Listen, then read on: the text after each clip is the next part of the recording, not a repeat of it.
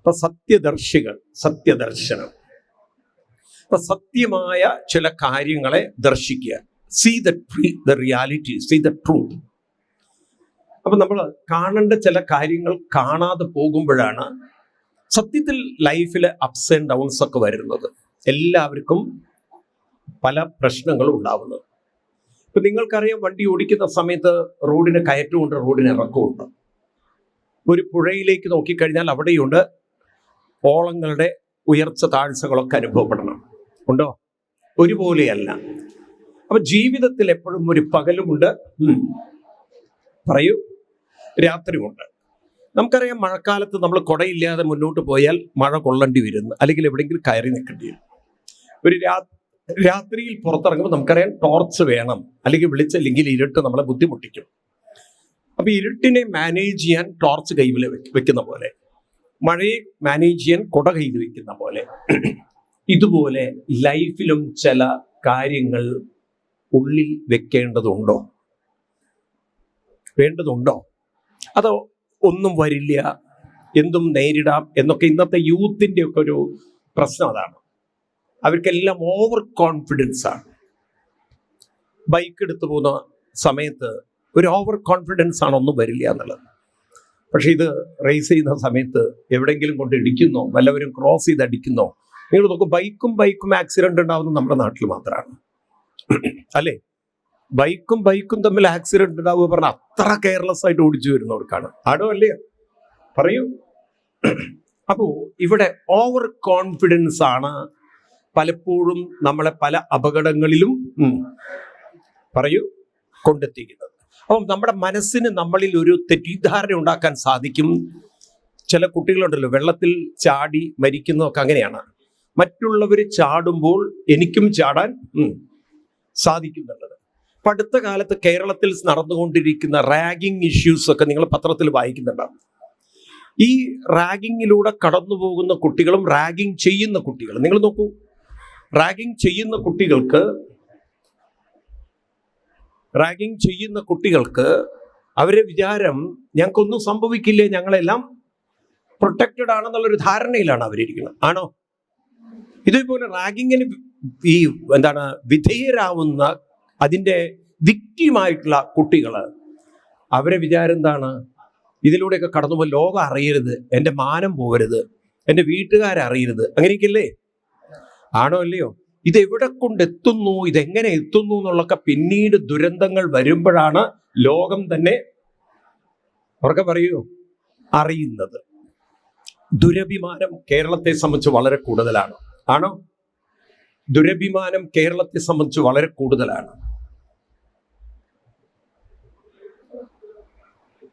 ദുരഭിമാനം എത്ര സമയം അവർക്ക്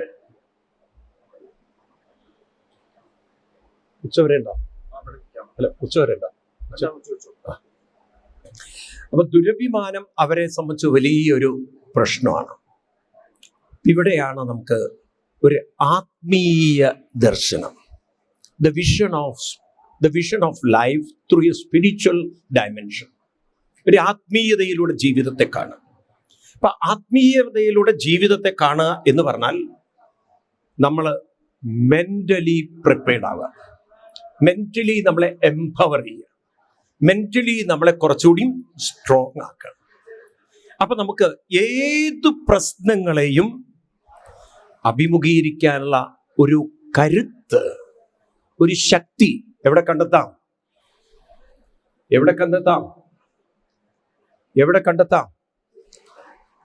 നമ്മുടെ ഉള്ളില്.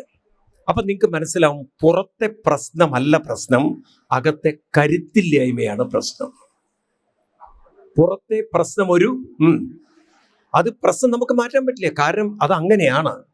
നമുക്ക് മാറ്റം വരുത്താൻ പറ്റുന്നത് എവിടെയാണ്? നമ്മുടെ ഓരോരുത്തരുടെയും ഉള്ളിലാണ്. ആത്മീയത എന്ന് പറയുന്നത്, ശ്രദ്ധിക്കുക, it is not prayer, it is not belief. അതൊരു ബിലീഫ് അല്ല, അതൊരു പ്രെയർ അല്ല. ആൻഡ് ആത്മീയത എന്ന് പറയുന്നത് ഒരു ബ്ലൈൻഡ് പ്രാക്ടീസുമല്ല. ആത്മീയത എന്ന് പറയുന്നത് ഫുൾ കൺവിക്ഷനോട് കൂടിയിട്ട്, നമുക്ക് ബോധ്യത്തോട് കൂടിയിട്ട് നമ്മൾ റെഗുലർലി സിസ്റ്റമാറ്റിക്കലി കൺസിസ്റ്റന്റ്ലി ചില കാര്യങ്ങൾ കൊണ്ട് നടന്ന് നമ്മൾ ഇതിൻ്റെ ഒരു സയൻസ് ഉൾക്കൊള്ളുകയാണ്. ഞാൻ കാലത്ത് മുതൽ പറയുകയാണ് നിങ്ങളോട്, ഈ നാമം ജപിക്കുമ്പോൾ എന്ത് സംഭവിക്കും? മനസ്സിനുള്ളിലേക്ക് ഒരു ഡിവൈൻ എനർജി. നോക്കൂ, ഇത്രയും നിങ്ങൾക്ക് മനസ്സിലായാൽ മതി. ഒരാൾ നമ്മളെ മെന്റലി അപ്സെറ്റ് ആക്കണം, നെഗറ്റീവ് പറയുന്നു, വളരെ മോശം വാക്കുകൾ ഉപയോഗിക്കുന്നു, വളരെ വളരെ മോശം വാക്കുകൾ നമ്മളെക്കുറിച്ച് പറയുകയാണെങ്കിൽ, ഇല്ലാത്ത കാര്യങ്ങളൊക്കെ പറയുകയാണെങ്കിൽ, അത് നമ്മുടെ മെന്റൽ എനർജിയെ ഡൗൺ ആക്കുമോ? ഇല്ലയോ? ഇല്ല. നമ്മളെക്കുറിച്ച് ഇല്ലാത്ത അപവാദങ്ങളൊക്കെ കെട്ടിച്ചമച്ച് ഉണ്ടാവും, എന്താവട്ടെ, പറഞ്ഞുകൊണ്ടിരുന്ന നമുക്ക് വേദന ഉണ്ടാവുമോ? ഇല്ലയോ? അപ്പോ നിങ്ങൾ ഇതിലേ നടക്കുമ്പോൾ ഞാൻ വെറുതെ കഴുതാന്ന് വിളിച്ചാൽ അത് നിങ്ങളെ ഉദ്ദേശിച്ചിട്ടാണ് പറഞ്ഞെന്നുള്ള രീതിയിൽ അപ്സെറ്റ് ആവാൻ നിങ്ങൾക്ക് അത് അത്രയും മതി. ആണോ? ഇതൊന്നും മിണ്ടാത്ത നിങ്ങൾ. അപ്പം ഒരു നെഗറ്റീവായ ശബ്ദം, ഒരു നെഗറ്റീവായ കമന്റ്, ഒരു നെഗറ്റീവായ അലിഗേഷൻസ് മൈൻഡ് എത്രമാത്രം അതെടുക്കുന്നു നോക്കൂ നിങ്ങൾ. അപ്പം മൈൻഡിനൊരു നെഗറ്റീവ് എനർജി എടുക്കാൻ പറ്റുമെങ്കിൽ ഒരു അനുഷ്ഠാനത്തിന്റെ പോസിറ്റീവ് എനർജി എടുക്കാനും മൈൻഡിന് പറ്റില്ലേ? അതെന്തേ നമ്മൾ ആക്സെപ്റ്റ് ചെയ്യാത്തത്? അതെന്തേ നമ്മൾ മനസ്സിലാക്കാതെ പോയത്? അപ്പൊ റെഗുലർലി നമ്മൾ ഒരു സിസ്റ്റമാറ്റിക്കലി കൺസിസ്റ്റന്റ്ലി നമ്മൾ പ്രാക്ടീസ് ചെയ്യുകയാണെങ്കിൽ മൈൻഡ് അതിൻ്റെ പോസിറ്റീവ് എനർജി അബ്സോർബ് ചെയ്ത് ക്രമേണ നിങ്ങൾക്ക് കാണാം മെന്റൽ സ്ട്രെങ്ത്. ഈ മെന്റൽ സ്ട്രെങ്ത് വരും തോറും ഇതൊരു സീസോ പോലെയാണ് ലൈഫ്. മെന്റലി സ്ട്രോങ് ആവും തോറും പ്രോബ്ലംസിന്റെ ഗ്രാവിറ്റി സൈസ് ചെറുതാവും. മൈൻഡ് വീക്ക് ആവും തോറും പ്രോബ്ലത്തിന്റെ തീവ്രത കൂടും. അതുകൊണ്ടാണ് നമുക്ക് സിസ്റ്റമാറ്റിക് ആയിട്ട് റെഗുലർലി നിങ്ങൾ കുറച്ച് സമയത്തിന് വേണ്ടി ചെലവഴിച്ച് നോക്കൂ. ഒരു 10-15 മിനിറ്റ്സ് എങ്കിലും ചെലവ്. അതാണ് ഗീതയിൽ പറയുന്നത്, സ്വല്പമപ്യസ്യ ധർമ്മസ്യ ത്രായതേ മഹതോപയാൽ. സ്വല്പം, അങ്ങനെ കുറച്ച് സമയം നമ്മൾ ചെലവഴിച്ചാൽ മാറ്റം മനസ്സിൽ ഉണ്ടാകും. മനസ്സിന് മാറ്റം ഉണ്ടാക്കുന്നതാണ് ആത്മീയത. Spirituality is not a prayer, spirituality is not a belief, and spirituality is not blindly doing anything. Spirituality is a consistent practice to transform our own mind. നമ്മുടെ മനസ്സിനെയാണ് മാറ്റം വരുത്തുന്നത്. മനസ്സിലാവുണ്ടോ ഞാൻ പറയുന്നത്? മനസ്സിലാവുണ്ടോ? ഇത് മനസ്സിനുള്ളൊരു ഔഷധമാണ്. അപ്പൊ ഇങ്ങനെ ഒരു പരിശീലനം കൊടുക്കേണ്ടവരായിരുന്നു അച്ഛനമ്മമാർ. ശരിക്കും ഇന്ന് അച്ഛനും അമ്മയും ആരാന്നറിയാത്തൊരു കാലഘട്ടത്തിലാണ് നമ്മൾ ജീവിക്കുന്നത്. നിങ്ങൾ എത്ര പേര് അച്ഛനമ്മമാരാണ്? ആരും ഇല്ല ഇവിടെ. എല്ലാവരും അച്ഛനമ്മമാരാണ്. ഞാൻ ഡിസ്പ്യൂട്ട് ചെയ്യുന്നില്ല. ചോദ്യം ഇതാണ്, മക്കളെ വളർത്തേണ്ട കാര്യം മനസ്സിലാക്കി മക്കളെ വളർത്തിയിട്ടുണ്ടോ നിങ്ങൾ? എങ്ങനെയാണ് വളർത്തേണ്ടത് എന്നുള്ളത് എന്ന് ചോദിച്ചാൽ നിങ്ങൾക്ക് ചോദ്യത്തിന്റെ വ്യക്തത ഉണ്ടാവില്ല. ശരിക്കും മക്കളെ എങ്ങനെയാണ് വളർത്തേണ്ടത് എന്നുള്ള ഒരു വ്യക്തത നമുക്കുണ്ടോ? അങ്ങനെ ചോദിക്കായിരിക്കും കുറച്ചുകൂടി ഉണ്ടോ? ഉണ്ടെങ്കിലുണ്ട്, ഇല്ലെങ്കിലില്ല. ഉണ്ടോ? പ്രസവിച്ചു എന്നൊരു അബദ്ധമല്ല, ഒരു കാര്യം നടന്നു. പിന്നെ എല്ലാവരും പാലൂട്ടണു, നമ്മളും പാലൂട്ടണു. എല്ലാവരും ധാരാട്ടണു, നമ്മളും ധാരാട്ടണു. പിന്നെ അത് കഴിഞ്ഞാൽ അതിനെ LKG പറഞ്ഞയക്കുന്നു, UKG പറഞ്ഞയക്കുന്നു. അത് ട്വിങ്കിൾ ട്വിങ്കിൾ ലിറ്റിൽ സ്റ്റാർ ഒക്കെ പറഞ്ഞു വരുന്നു. പിന്നെ അതിനെ സ്കൂളിൽ ചേർത്തുന്നു. പിന്നെ അത് കുറേ കഴിഞ്ഞാൽ മൊബൈലില്ലാതെ ഭക്ഷണം കഴിക്കില്ല. പിന്നെ അത് മൊബൈലിൻ്റെ കൂടെ ആവുന്നു. പിന്നെ കുറേ കഴിഞ്ഞാൽ ഫ്രണ്ട്സ് ആവുന്നു. കുറേ കഴിഞ്ഞാൽ അതിന് ലോകം മാറി, അത് കൂട്ടിലൊക്കെ പെട്ട് ആണോ? അച്ഛനും അമ്മയും ഒന്നും പറയുന്നത് അതിനൊരു വിലയില്ല. അവൻ പറയും അമ്മയ്ക്ക് ലേശം മുകളുള്ള, അച്ഛൻ ഒട്ടുമില്ല എന്നുള്ളത്. അപ്പോൾ ഒരു വിവരമില്ലാത്ത ഒരാളായിട്ട് അച്ഛനെ കാണുന്നു. ലേശം മുകൾ എന്താ വെച്ചാൽ അമ്മയാണ് മൊബൈൽ കൊടുക്കുക, അല്ലെങ്കിൽ എന്തെങ്കിലും പൈസ വേണമെന്നുണ്ടെങ്കിൽ അമ്മ വേണം.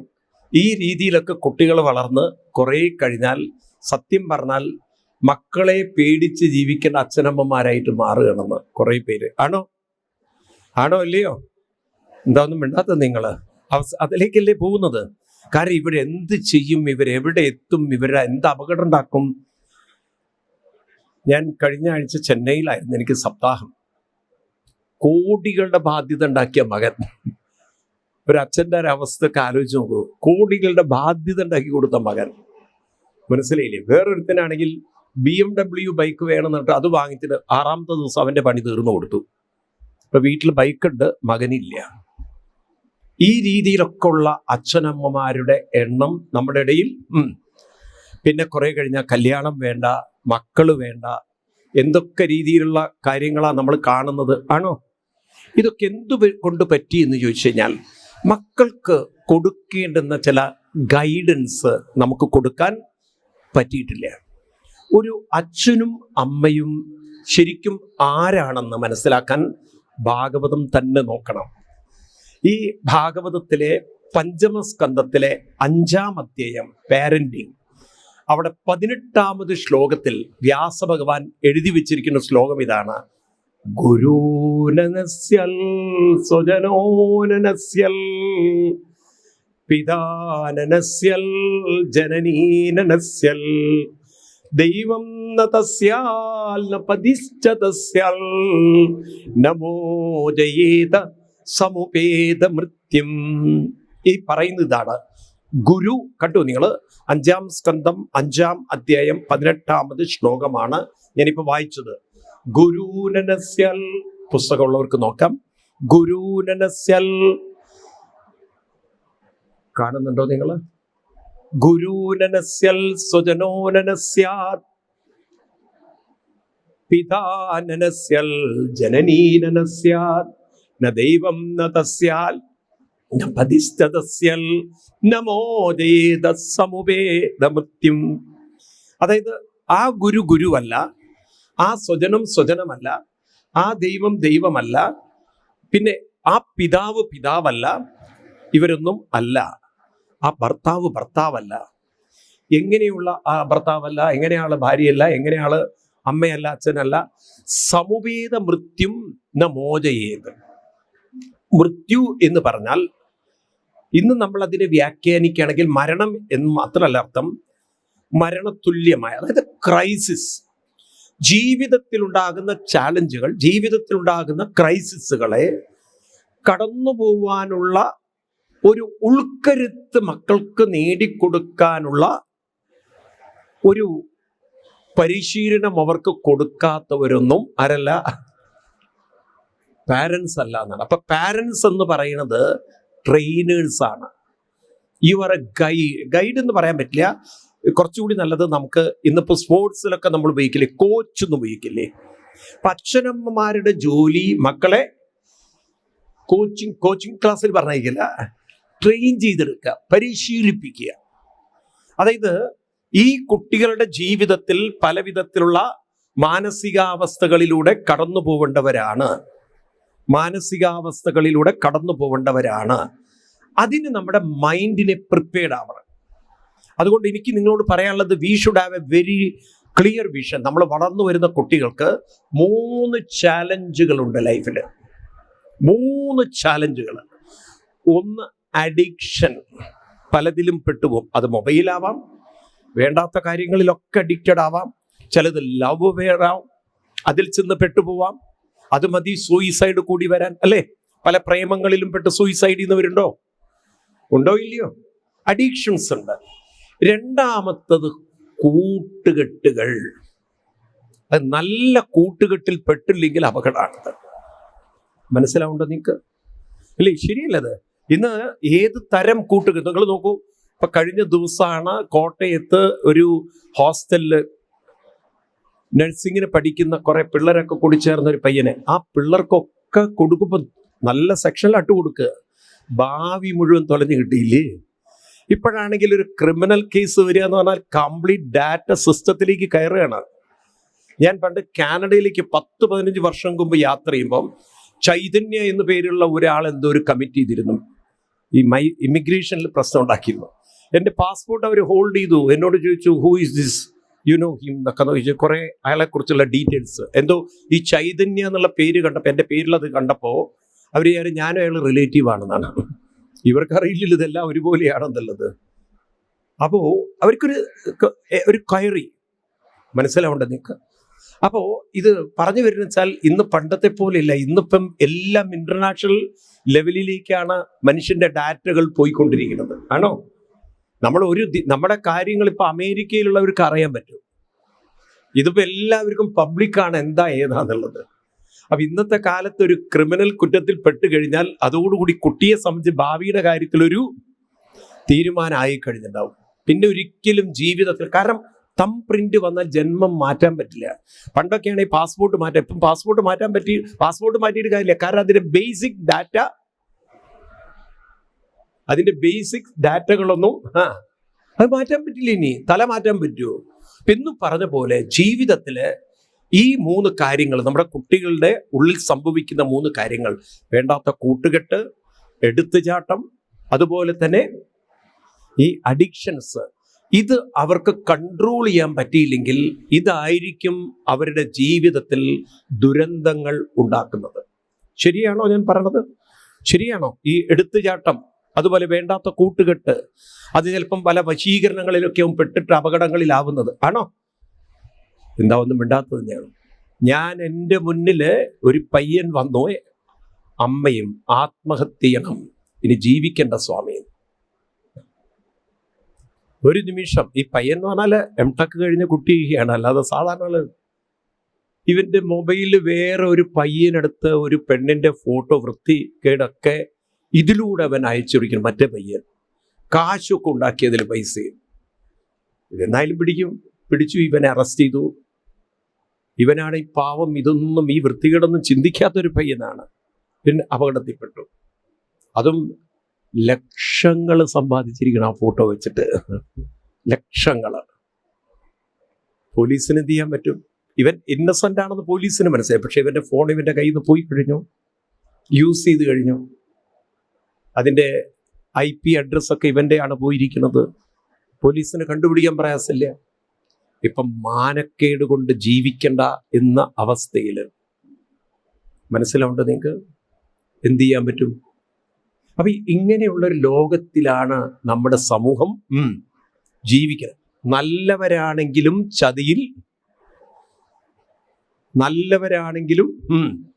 ചതിയിൽ വീഴാൻ സാധിക്കുന്ന ഒരു ലോകത്തില് ആണോ അല്ലയോ? നിങ്ങൾ കാണുന്നില്ലേ ഇത്? അപ്പൊ ഇവിടെയൊക്കെ എങ്ങനെയാണ് നമുക്ക് തിരിച്ചറിയാൻ പറ്റുക? അപ്പൊ അവിടെയാണ് കുറച്ചു നേരത്തെ ഇന്നലെ വരെ നമ്മൾ ജീവിച്ച പോലെയല്ല ഇനിയുള്ള ജീവിതത്തിൽ ഒരു ചെറിയൊരു പ്രകൃതിയുടെ ഒരു അനുഗ്രഹമുണ്ട്. ദൈവം എന്ന് പറയുന്നതുണ്ടല്ലോ, നമ്മൾ ഈ ബിംബത്തിൽ മാത്രം കണ്ടുപോകരുത്. നിങ്ങൾക്ക് അല്പം ഒരു ഇന്റലിജൻസ് ഉണ്ടെങ്കിൽ, ഞാൻ എൻ്റെ ജീവിതത്തിൽ ഒബ്സർവ് ചെയ്യുന്നുണ്ട്, പല അപകടങ്ങളും വരുന്നതിന് മുമ്പ് ചില സൂചനകൾ എവിടെയെങ്കിലുമൊക്കെ നമുക്ക് കാണാം. ഇത് എവിടെയോ ശരിയില്ലല്ലോ, ഇതെന്തോ ഒരു അപകടം ഉണ്ടല്ലോ, ഇത് നേരെയാവുന്നില്ല. അപ്പൊ എന്തോ ഒരു കാര്യങ്ങളൊക്കെ നമ്മുടെ മുന്നിൽ ആർക്കെങ്കിലുമൊക്കെ അങ്ങനെ അനുഭവങ്ങളുണ്ടോ? ചിലതൊക്കെ ഇപ്പൊ നമ്മൾ പണ്ട് കാലത്തൊക്കെ വീട്ടിൽ കാക്ക കരയുമ്പോൾ അതിന്റെ കരച്ചിലൊരു പ്രത്യേക ടോണുണ്ട് ഇല്ലേ?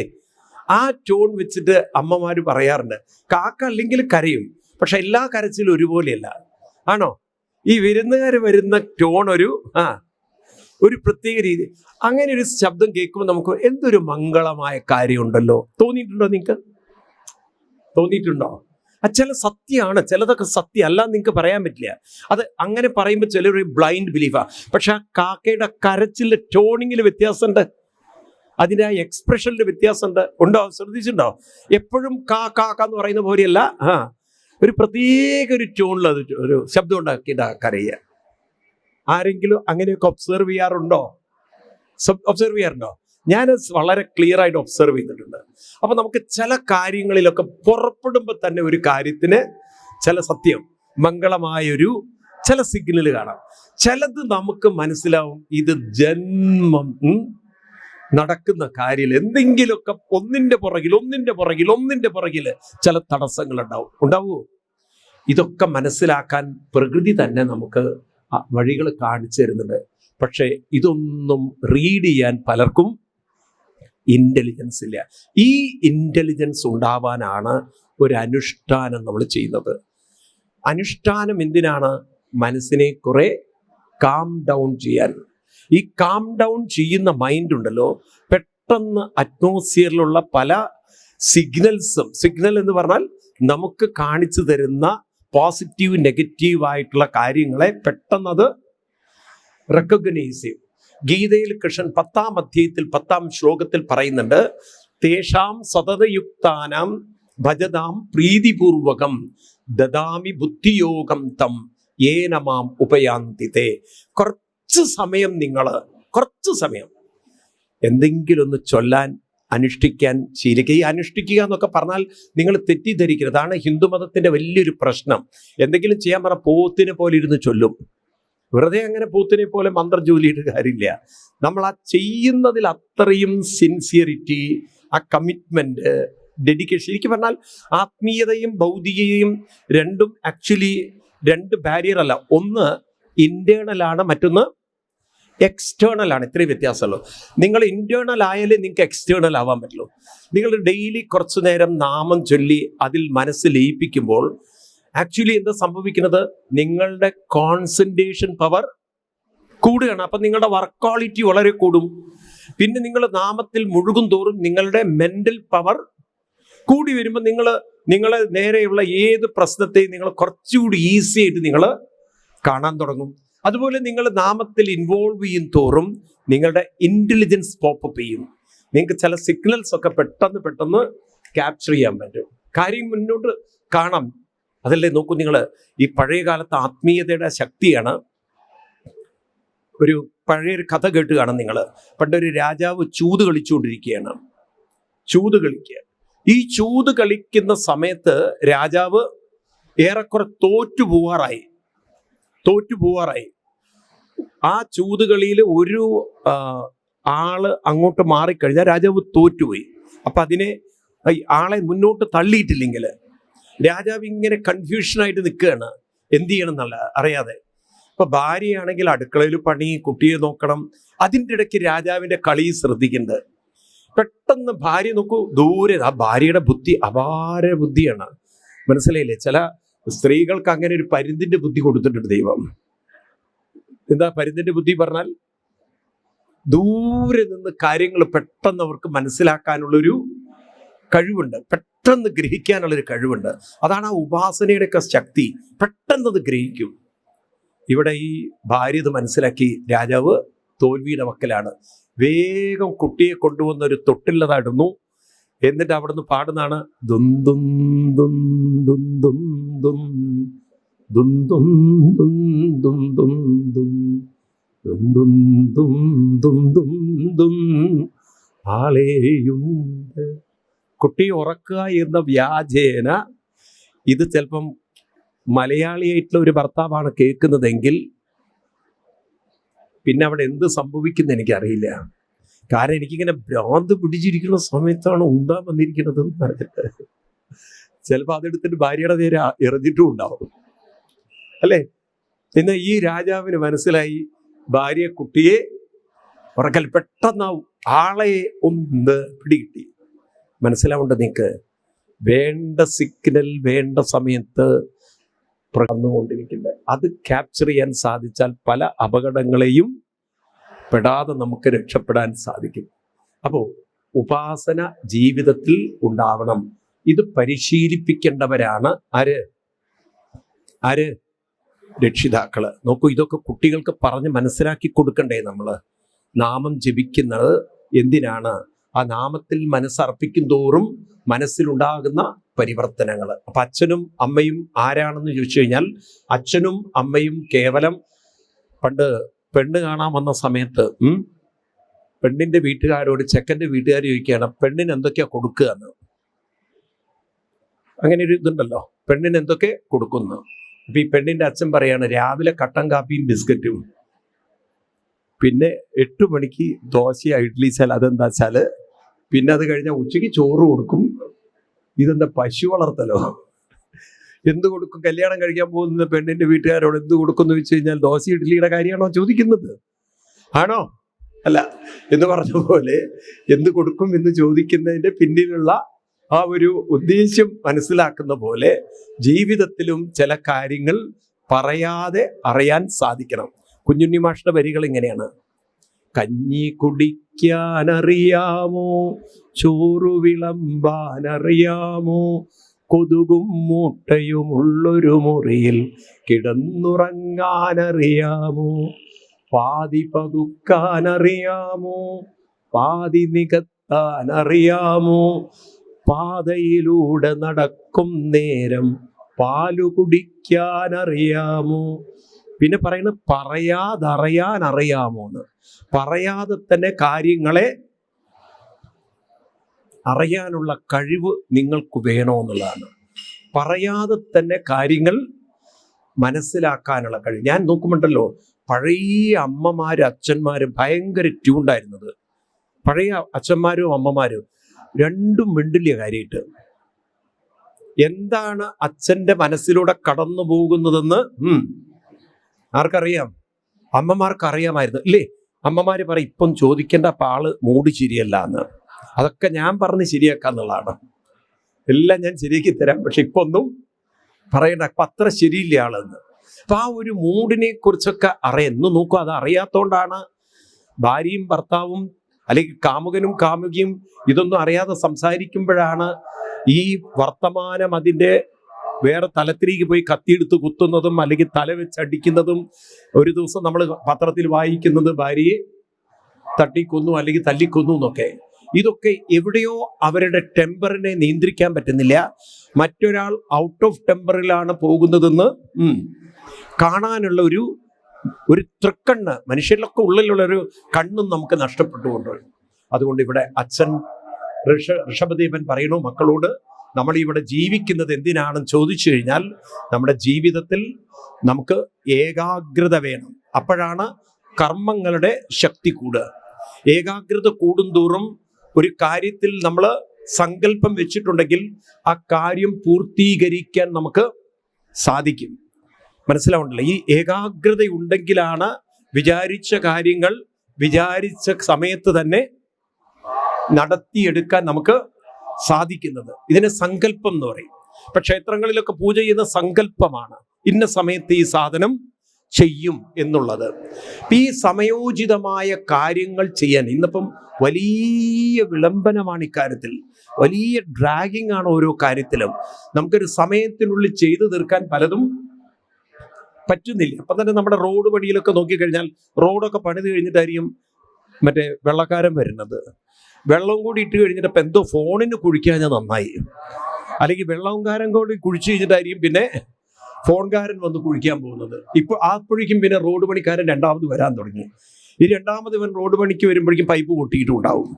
ഇത് കഴിഞ്ഞു കഴിഞ്ഞിട്ടായിരിക്കും ഇല്ലേ? കാണാറില്ലേ ഇതൊക്കെ? ഇങ്ങനെ ഉണ്ടോ ഇല്ലയോ?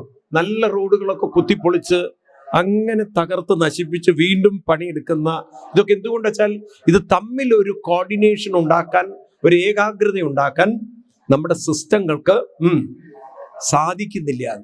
നമ്മൾ ഇതിനെ പുറത്തേക്ക് നമ്മുടെ വീട്ടിൽ തന്നെ മക്കളും അച്ഛനും അമ്മയും തമ്മിൽ ഒരു നല്ല ബന്ധങ്ങൾ, ഒരു നല്ല സുഹൃത്ത് ബന്ധങ്ങൾ, സ്നേഹബന്ധങ്ങളുടെ കാലം കഴിഞ്ഞുപോയി. പഴയ കാലത്തിൽ നിന്ന് നമ്മൾ ഏറെ വളരെയധികം ഒഫീഷ്യൽ ബന്ധങ്ങളാണ് ഇപ്പൊ വീടുകളിലൊക്കെ.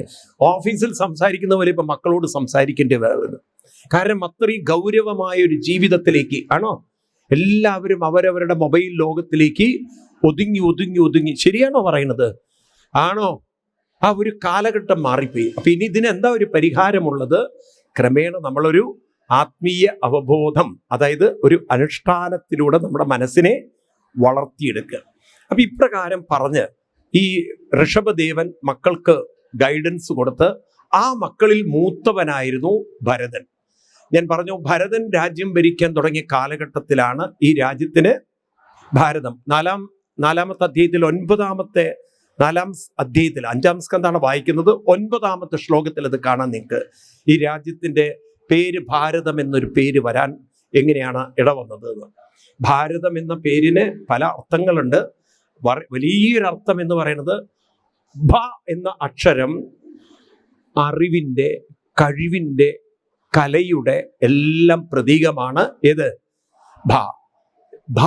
അതിൽ രതിക്കുന്നവരെ, രതി താല്പര്യമുള്ളവരുടെ, ജിജ്ഞാസുക്കളുടെ നാടാണ് ഏത്? ഭാരതം.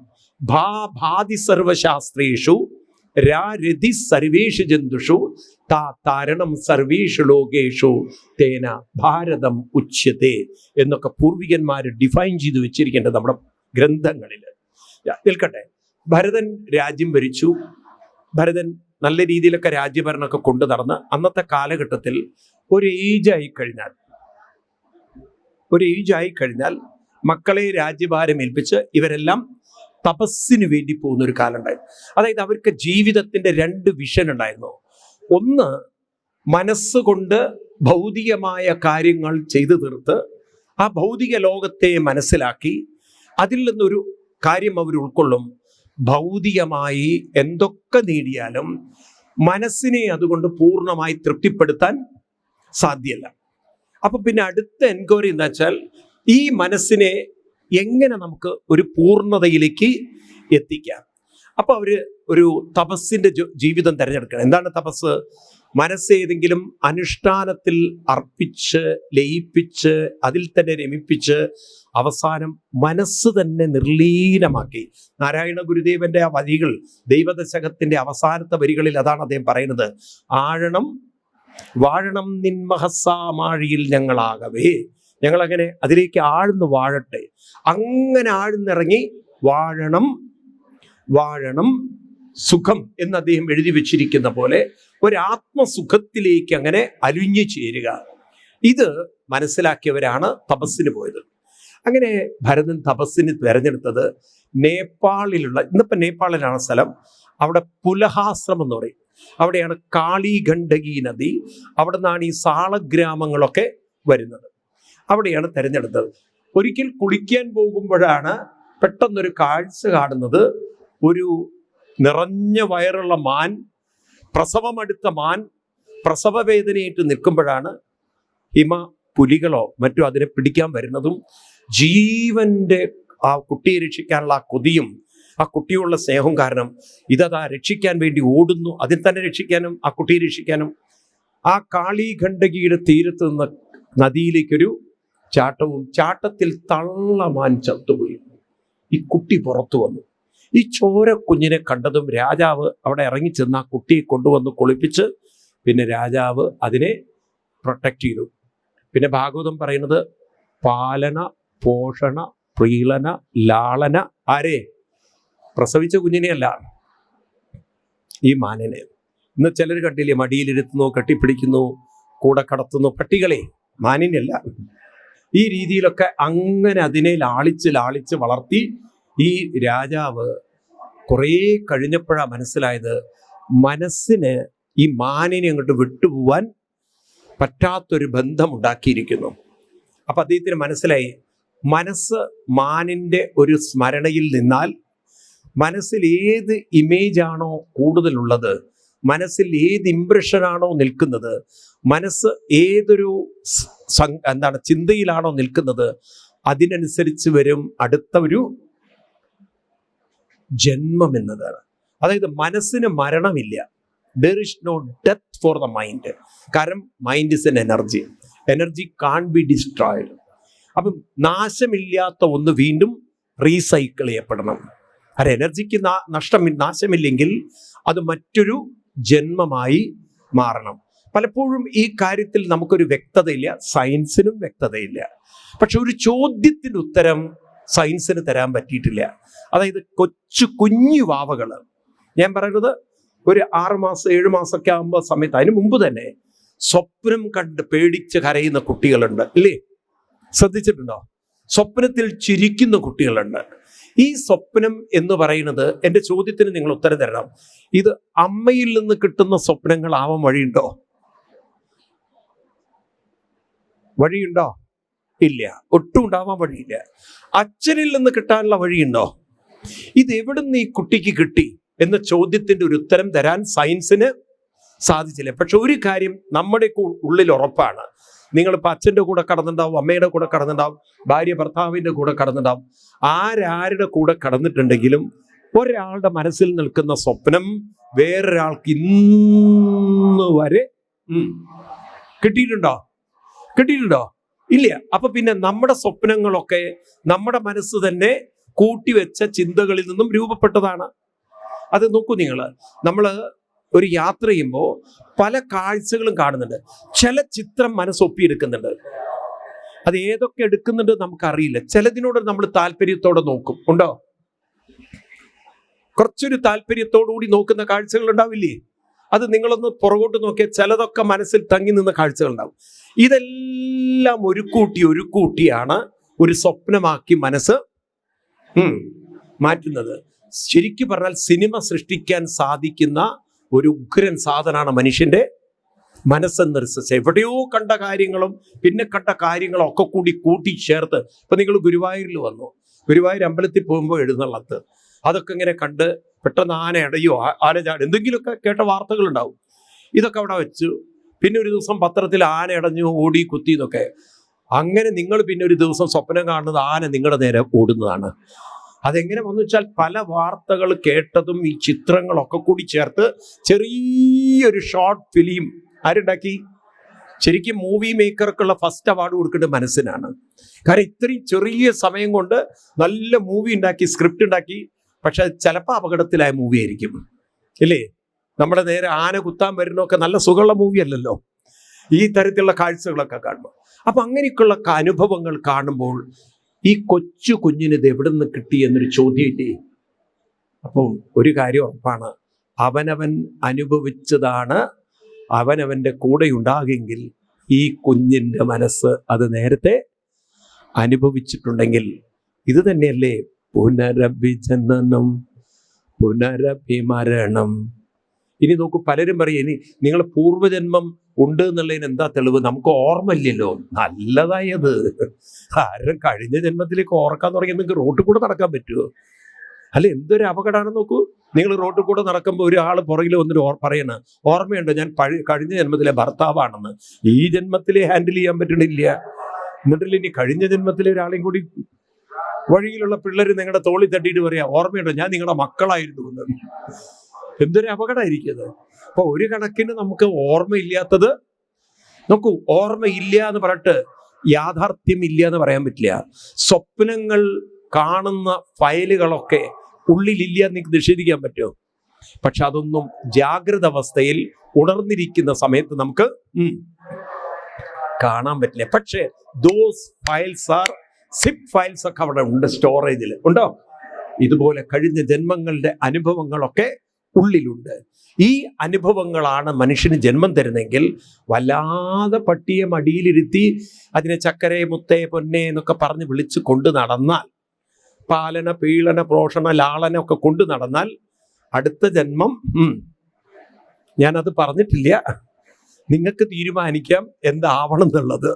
പട്ടിയാവണോ പൂച്ചയാവണോ എന്നൊക്കെ നിങ്ങൾക്ക് തീരുമാനിക്കാം. അതുകൊണ്ടാണ് ചില പട്ടികൾ എന്ത് കൃത്യതയിൽ സ്നേഹത്തിലൊക്കെ കാണുന്നത്. നിങ്ങൾ നോക്കൂ, നിങ്ങൾ ചില പട്ടികൾക്ക് നിങ്ങളോട് സ്നേഹം കാണുമ്പോൾ അപ്പം മനസ്സിലാക്കണം ഏതോ ബന്ധാണെന്ന്.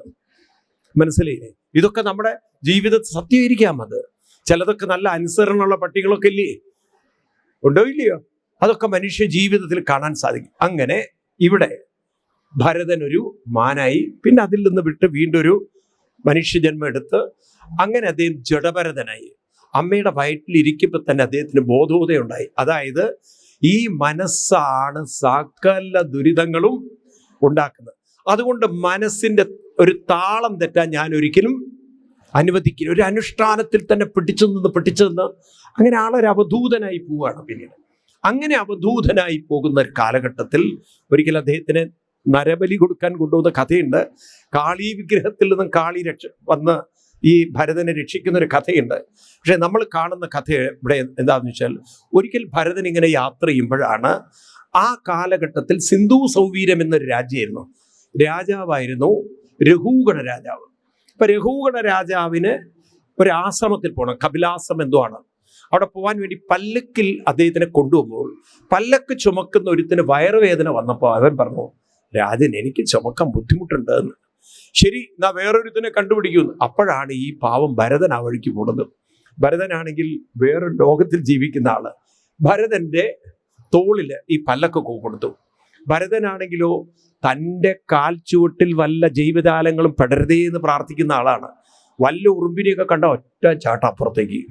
ഈ കഴുത്തിലൊരു ഒരു പല്ലക്കിന്റെ കാലുണ്ടെന്നും ഇതിലൊരു മനുഷ്യനിരിക്കുന്ന തലമുട്ടിയിട്ട് അയാൾ കിടന്ന് അലറുണ്ട്, മര്യാദയ്ക്ക് ചുമക്കടോ, മര്യാദയ്ക്ക് ചുമക്ക്.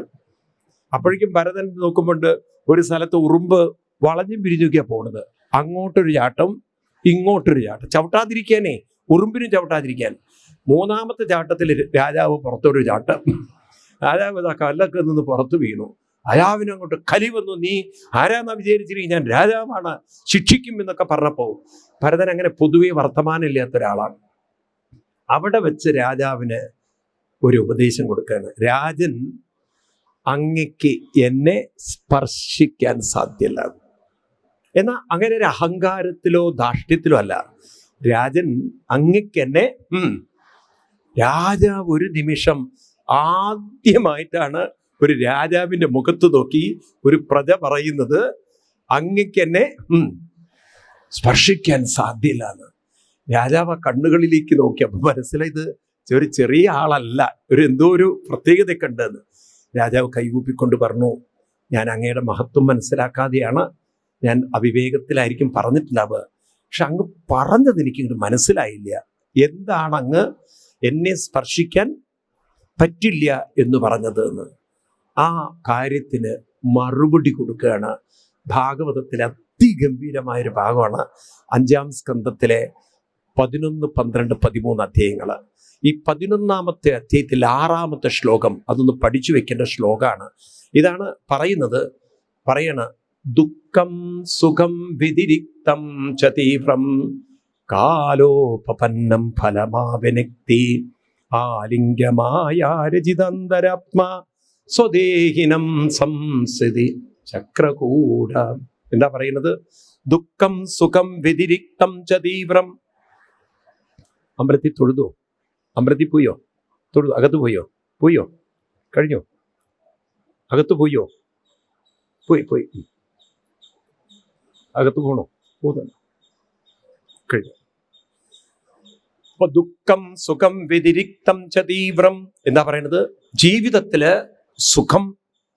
സുഖത്തിന്റെ തീവ്രമായ സുഖം, അതുപോലെ ദുഃഖത്തിന്റെ തീവ്രമായ ദുഃഖം, ഇതിങ്ങനെ എല്ലാവരുടെ ജീവിതത്തിലും കടന്നു വരും. മീൻസ് അനുകൂലമായതും പറയൂ, പ്രതികൂലമായതും. ഇന്ന് നമ്മളെ പൊക്കാൻ ആളുകളുണ്ടാവും, നാളെ ഇടിച്ച് താഴെ ഇടാനും ആളുകളുണ്ടാവും. ഇന്ന് നമുക്ക് അനുകൂലമായ ആരോഗ്യമുണ്ടാവും, നാളെ എന്താണ് നമുക്കറിയില്ല, അല്ലേ? കാരണം ജീവിതം അതാണ്. കൂടിയല്ല ജനിക്കുന്ന നേരത്തും കൂടിയല്ല മരിക്കുന്ന നേരത്തും മധ്യ ഇങ്ങനെ കാണുന്ന നേരത്ത് മത്സരിക്കുന്നതെന്തിനു നാം. എന്ത് നല്ല സത്യങ്ങളാ പറയുന്നത്, അല്ലേ? അതുപോലെ തന്നെയല്ലേ പറയുന്നത്?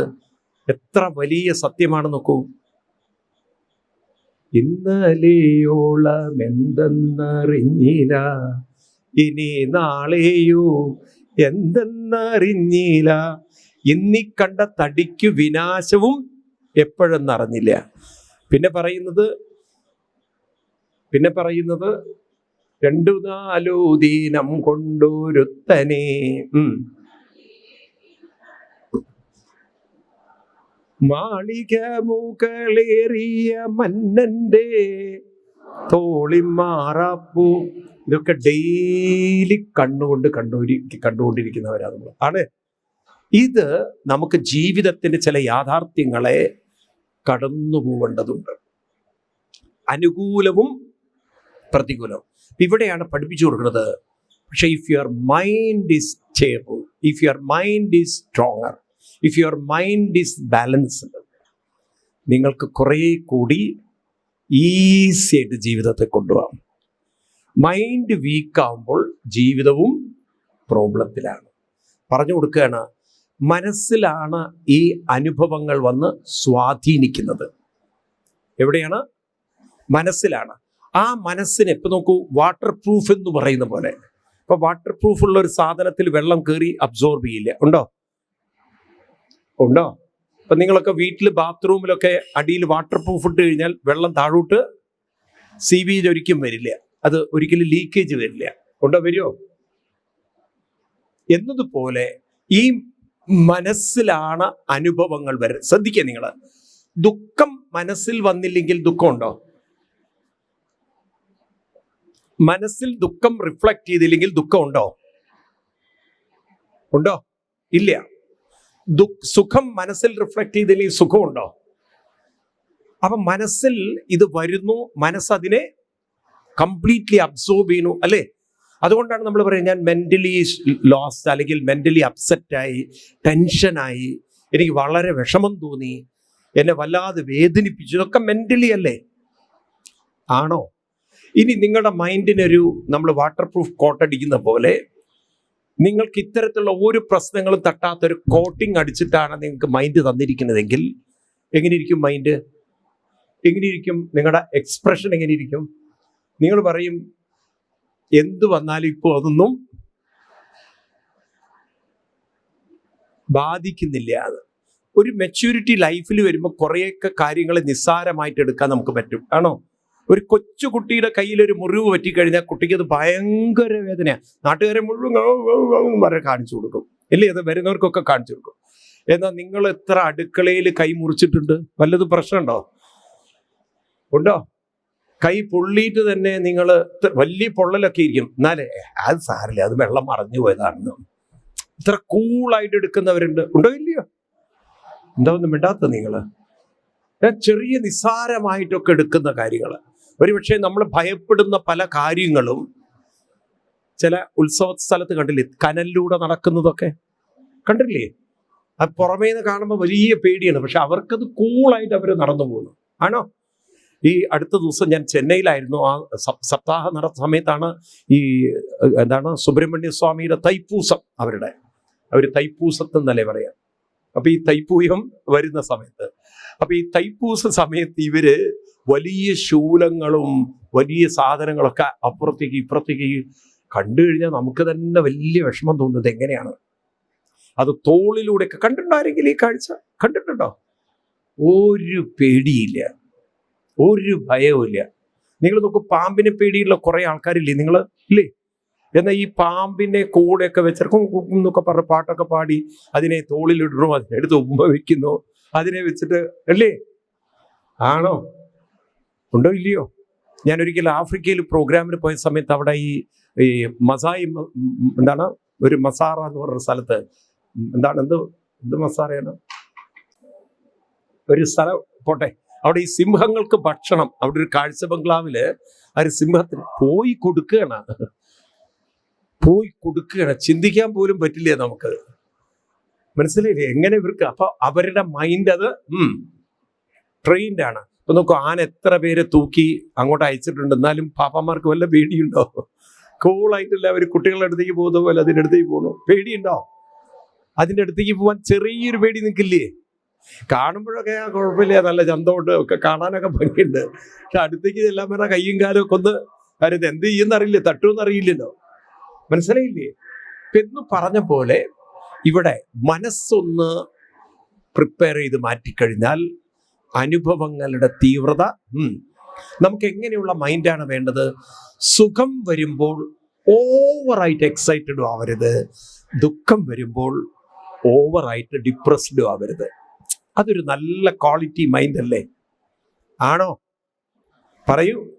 ഇപ്പൊ നിങ്ങൾ കല്യാണം കഴിക്കാൻ ഒരു പ്രായം അങ്ങനെ വിചാരിക്കാം, നിങ്ങളെ ചെറുപ്പാണ് വിചാരിക്കുക. അപ്പൊ അവിടെ ചെക്കന്മാരെ ഷോപ്പ് ചെയ്യാം, ഇവിടെ സ്ത്രീകളാണ് കൂടുതൽ, അതുകൊണ്ട് അങ്ങനത്തെ ഒരു എക്സാമ്പിൾ പറയുന്നത്. ആണുങ്ങളെ നിങ്ങൾക്ക് ഷോപ്പ് ചെയ്യാൻ പറ്റുന്ന ഒരു സംഭവം ഉണ്ടെന്നിരിക്കാം, മാട്രിമോണിയൽ ഷോപ്പിംഗ്. അപ്പൊ അതിൽ എഴുതി വെച്ചിട്ടുണ്ട്, വലിയ കുറച്ച് ഫ്ലോർ ഉണ്ട്. ഒന്നാമത്തെ ഫ്ലോറിൽ നല്ല പൈസ ഉണ്ട്, പക്ഷെ മൈൻഡ് ഒട്ടും ശരിയല്ല, മൂരുടൻ സ്വഭാവം, ഭയങ്കര ദേഷ്യക്കാരൻ. ഇതിൽ വേണമെങ്കിൽ സെലക്ട് ചെയ്യാം. നിങ്ങൾ നോക്കി, നല്ല പൈസയാണ്, ഒരു പൈസയ്ക്കും കുറവില്ല, പക്ഷെ സ്വഭാവം ഒട്ടും ശരിയല്ല. പിന്നെ നിങ്ങൾ അടുത്ത ഫ്ലോറിലേക്ക് കയറിയപ്പം അവിടെ നല്ല വിദ്യാഭ്യാസമാണ്, എല്ലാം ഹൈലി ക്വാളിഫൈഡ് ആണ്, പക്ഷെ മെന്റലി ഒട്ടും ശരിയല്ല. എപ്പോൾ വേണമെങ്കിലും അപ്സെറ്റ് ആവാം, ഇമോഷണലി വളരെ മോശമാണ്. അപ്പം അത് നോക്കിയപ്പോൾ കൺഫ്യൂഷൻ വരില്ലേ? ഏതാ വേണ്ടതെന്നുള്ളത് വരുമോ ഇല്ലയോ? ചെറിയൊരു ഡൗട്ട് വരില്ല, ഇതിലേതാ വേണ്ടതെന്നുള്ളത്. അപ്പൊ അടുത്ത ഫ്ലോറിലേക്ക് ഇവിടെ എഴുതി വെച്ചിട്ടുണ്ട്, അവിടെ വിദ്യാഭ്യാസവുമുണ്ട്, സമ്പത്തുമുണ്ട്. ഏതുണ്ട്? അതുമുണ്ട്. പക്ഷെ ഭയങ്കര തലക്കനം. അങ്ങനെ ഒരു പ്രശ്നമുണ്ട്.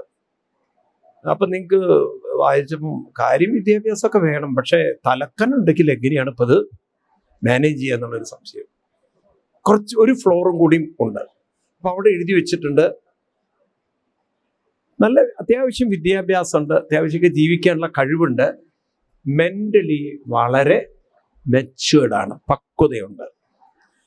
നിങ്ങളിതിൽ ഏതിന് ഓപ്റ്റ് ചെയ്യും? ഒന്നാമത്തെ ഫ്ലോറിൽ തന്നെ പോവോ? രണ്ടാമത്തെ ഫ്ലോറിൽ കുറച്ചുകൂടി വിദ്യാഭ്യാസം ഉണ്ട് എന്ന് എഴുതുമ്പോൾ അങ്ങോട്ട് നോക്കുവോ? ഇല്ല. ഒന്നാമത്തെ ഫ്ലോർ കൊണ്ട് തീർക്കുവോ? ഇല്ല. രണ്ടാമത്തെ ഫ്ലോറിലേക്ക് കയറില്ലേ? കയറുമോ ഇല്ലയോ? രണ്ടാമത്തെ ഫ്ലോറിൽ നിന്ന് പിന്നെ മൂന്നാമത്തെ ഫ്ലോറിലേക്ക് കയറുമോ? കയറുമില്ലയോ? നാലാമത്തേലേക്ക് കയറുമോ? കാരണം എല്ലാവരും ആത്യന്തികമായി ആഗ്രഹിക്കുന്നത് മെന്റലി കുറേയും കൂടി പക്വതയുള്ള ഒരാളെയാണ്. ആണോ? ഇതിലേക്ക് എത്തണ്ടേ നമ്മൾ? ഈ ഒരു സപ്താഹം കൊണ്ട് നമ്മൾ നേടിയെടുക്കാൻ പോകുന്നത് അങ്ങനൊരു മാനസികാവസ്ഥയാണ്. സപ്താഹം കഴിഞ്ഞാൽ എന്താ കിട്ടുക എന്ന് ചോദിച്ചു കഴിഞ്ഞാൽ പായസം കിട്ടുമെന്ന് വിചാരിക്കരുത്. സപ്താഹം കഴിഞ്ഞാൽ എന്താ കിട്ടുക എന്ന് ചോദിച്ചു കഴിഞ്ഞാൽ എന്ത് തന്നെ അനുകൂലമായി വന്നാലും ഓവർ എക്സൈറ്റഡ് ആവാത്തതും, എന്ത് തന്നെ പ്രതികൂലമായി വന്നാലും ഒട്ടും മെന്റലി ഡിപ്രസ്ഡും ആവാത്ത ഒരു മൈൻഡ് നിങ്ങൾക്ക് വേണം. എത്ര പേർക്ക് അത് വേണമെന്നുണ്ട്? ഇതാണ് ഭാഗവതത്തിന്റെ ലക്ഷ്യം. ഇതാണ് ഭാരത ആത്മീയത എന്ന് പറയുന്നത്. ഇത് കിട്ടിയിരുന്നെങ്കിൽ പിന്നെ നിങ്ങൾക്ക് ജീവിതത്തിൽ എന്താ വിഷമമുള്ള, ആരെന്ത് പറഞ്ഞാലും ഒരു പ്രശ്നമില്ല. നോക്കൂ, നിങ്ങളിവിടെ ആനയെ കാണുന്നില്ലേ? കാണാറില്ലേ? ഡെയിലി ആനയെ കൊണ്ടുവരും. ഇനിയിപ്പോൾ വരും, കുറച്ച് കഴിഞ്ഞാൽ വരും അടുത്ത ഇതിനുള്ളത്. അപ്പം ആനയെ കൊണ്ടുപോകുമ്പോൾ ഇവിടെ അങ്ങോട്ട് പോയി ആ മമ്മിയൂരിലേക്ക് അങ്ങോട്ട് എത്തുമ്പോഴേക്കും വഴിയിലുള്ള പട്ടികളൊക്കെ അതിനെ കണ്ട് കുരയ്ക്കും. പട്ടികൾ അവിടെ വെറുതെ അതിനെ കണ്ടാൽ കുരയ്ക്കും. ഇന്ന് വരെ ഈ ആന പട്ടിയെ നോക്കി, നിനക്കെന്താടാ എൻ്റെ കാര്യത്തിൽ കാര്യം?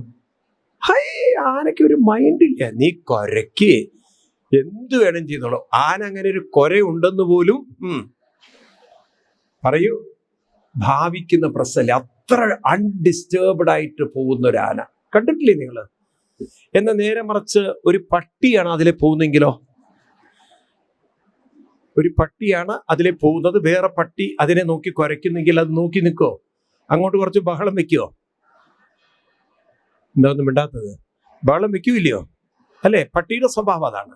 ഇനി നിങ്ങൾ സ്വയം ചോദിക്കുക, നിങ്ങൾ ഇതിലേതാണെന്ന്. ഞാൻ അങ്ങനെയല്ല ഉദ്ദേശിച്ചത്, നിങ്ങളെ പട്ടിയാണെന്നൊന്നുമല്ല പറയണത്. അങ്ങനെയല്ല, ഇതിലേത് തരം മൈൻഡ് സെറ്റാണ് നമ്മുടെ കയ്യിലുള്ളത്?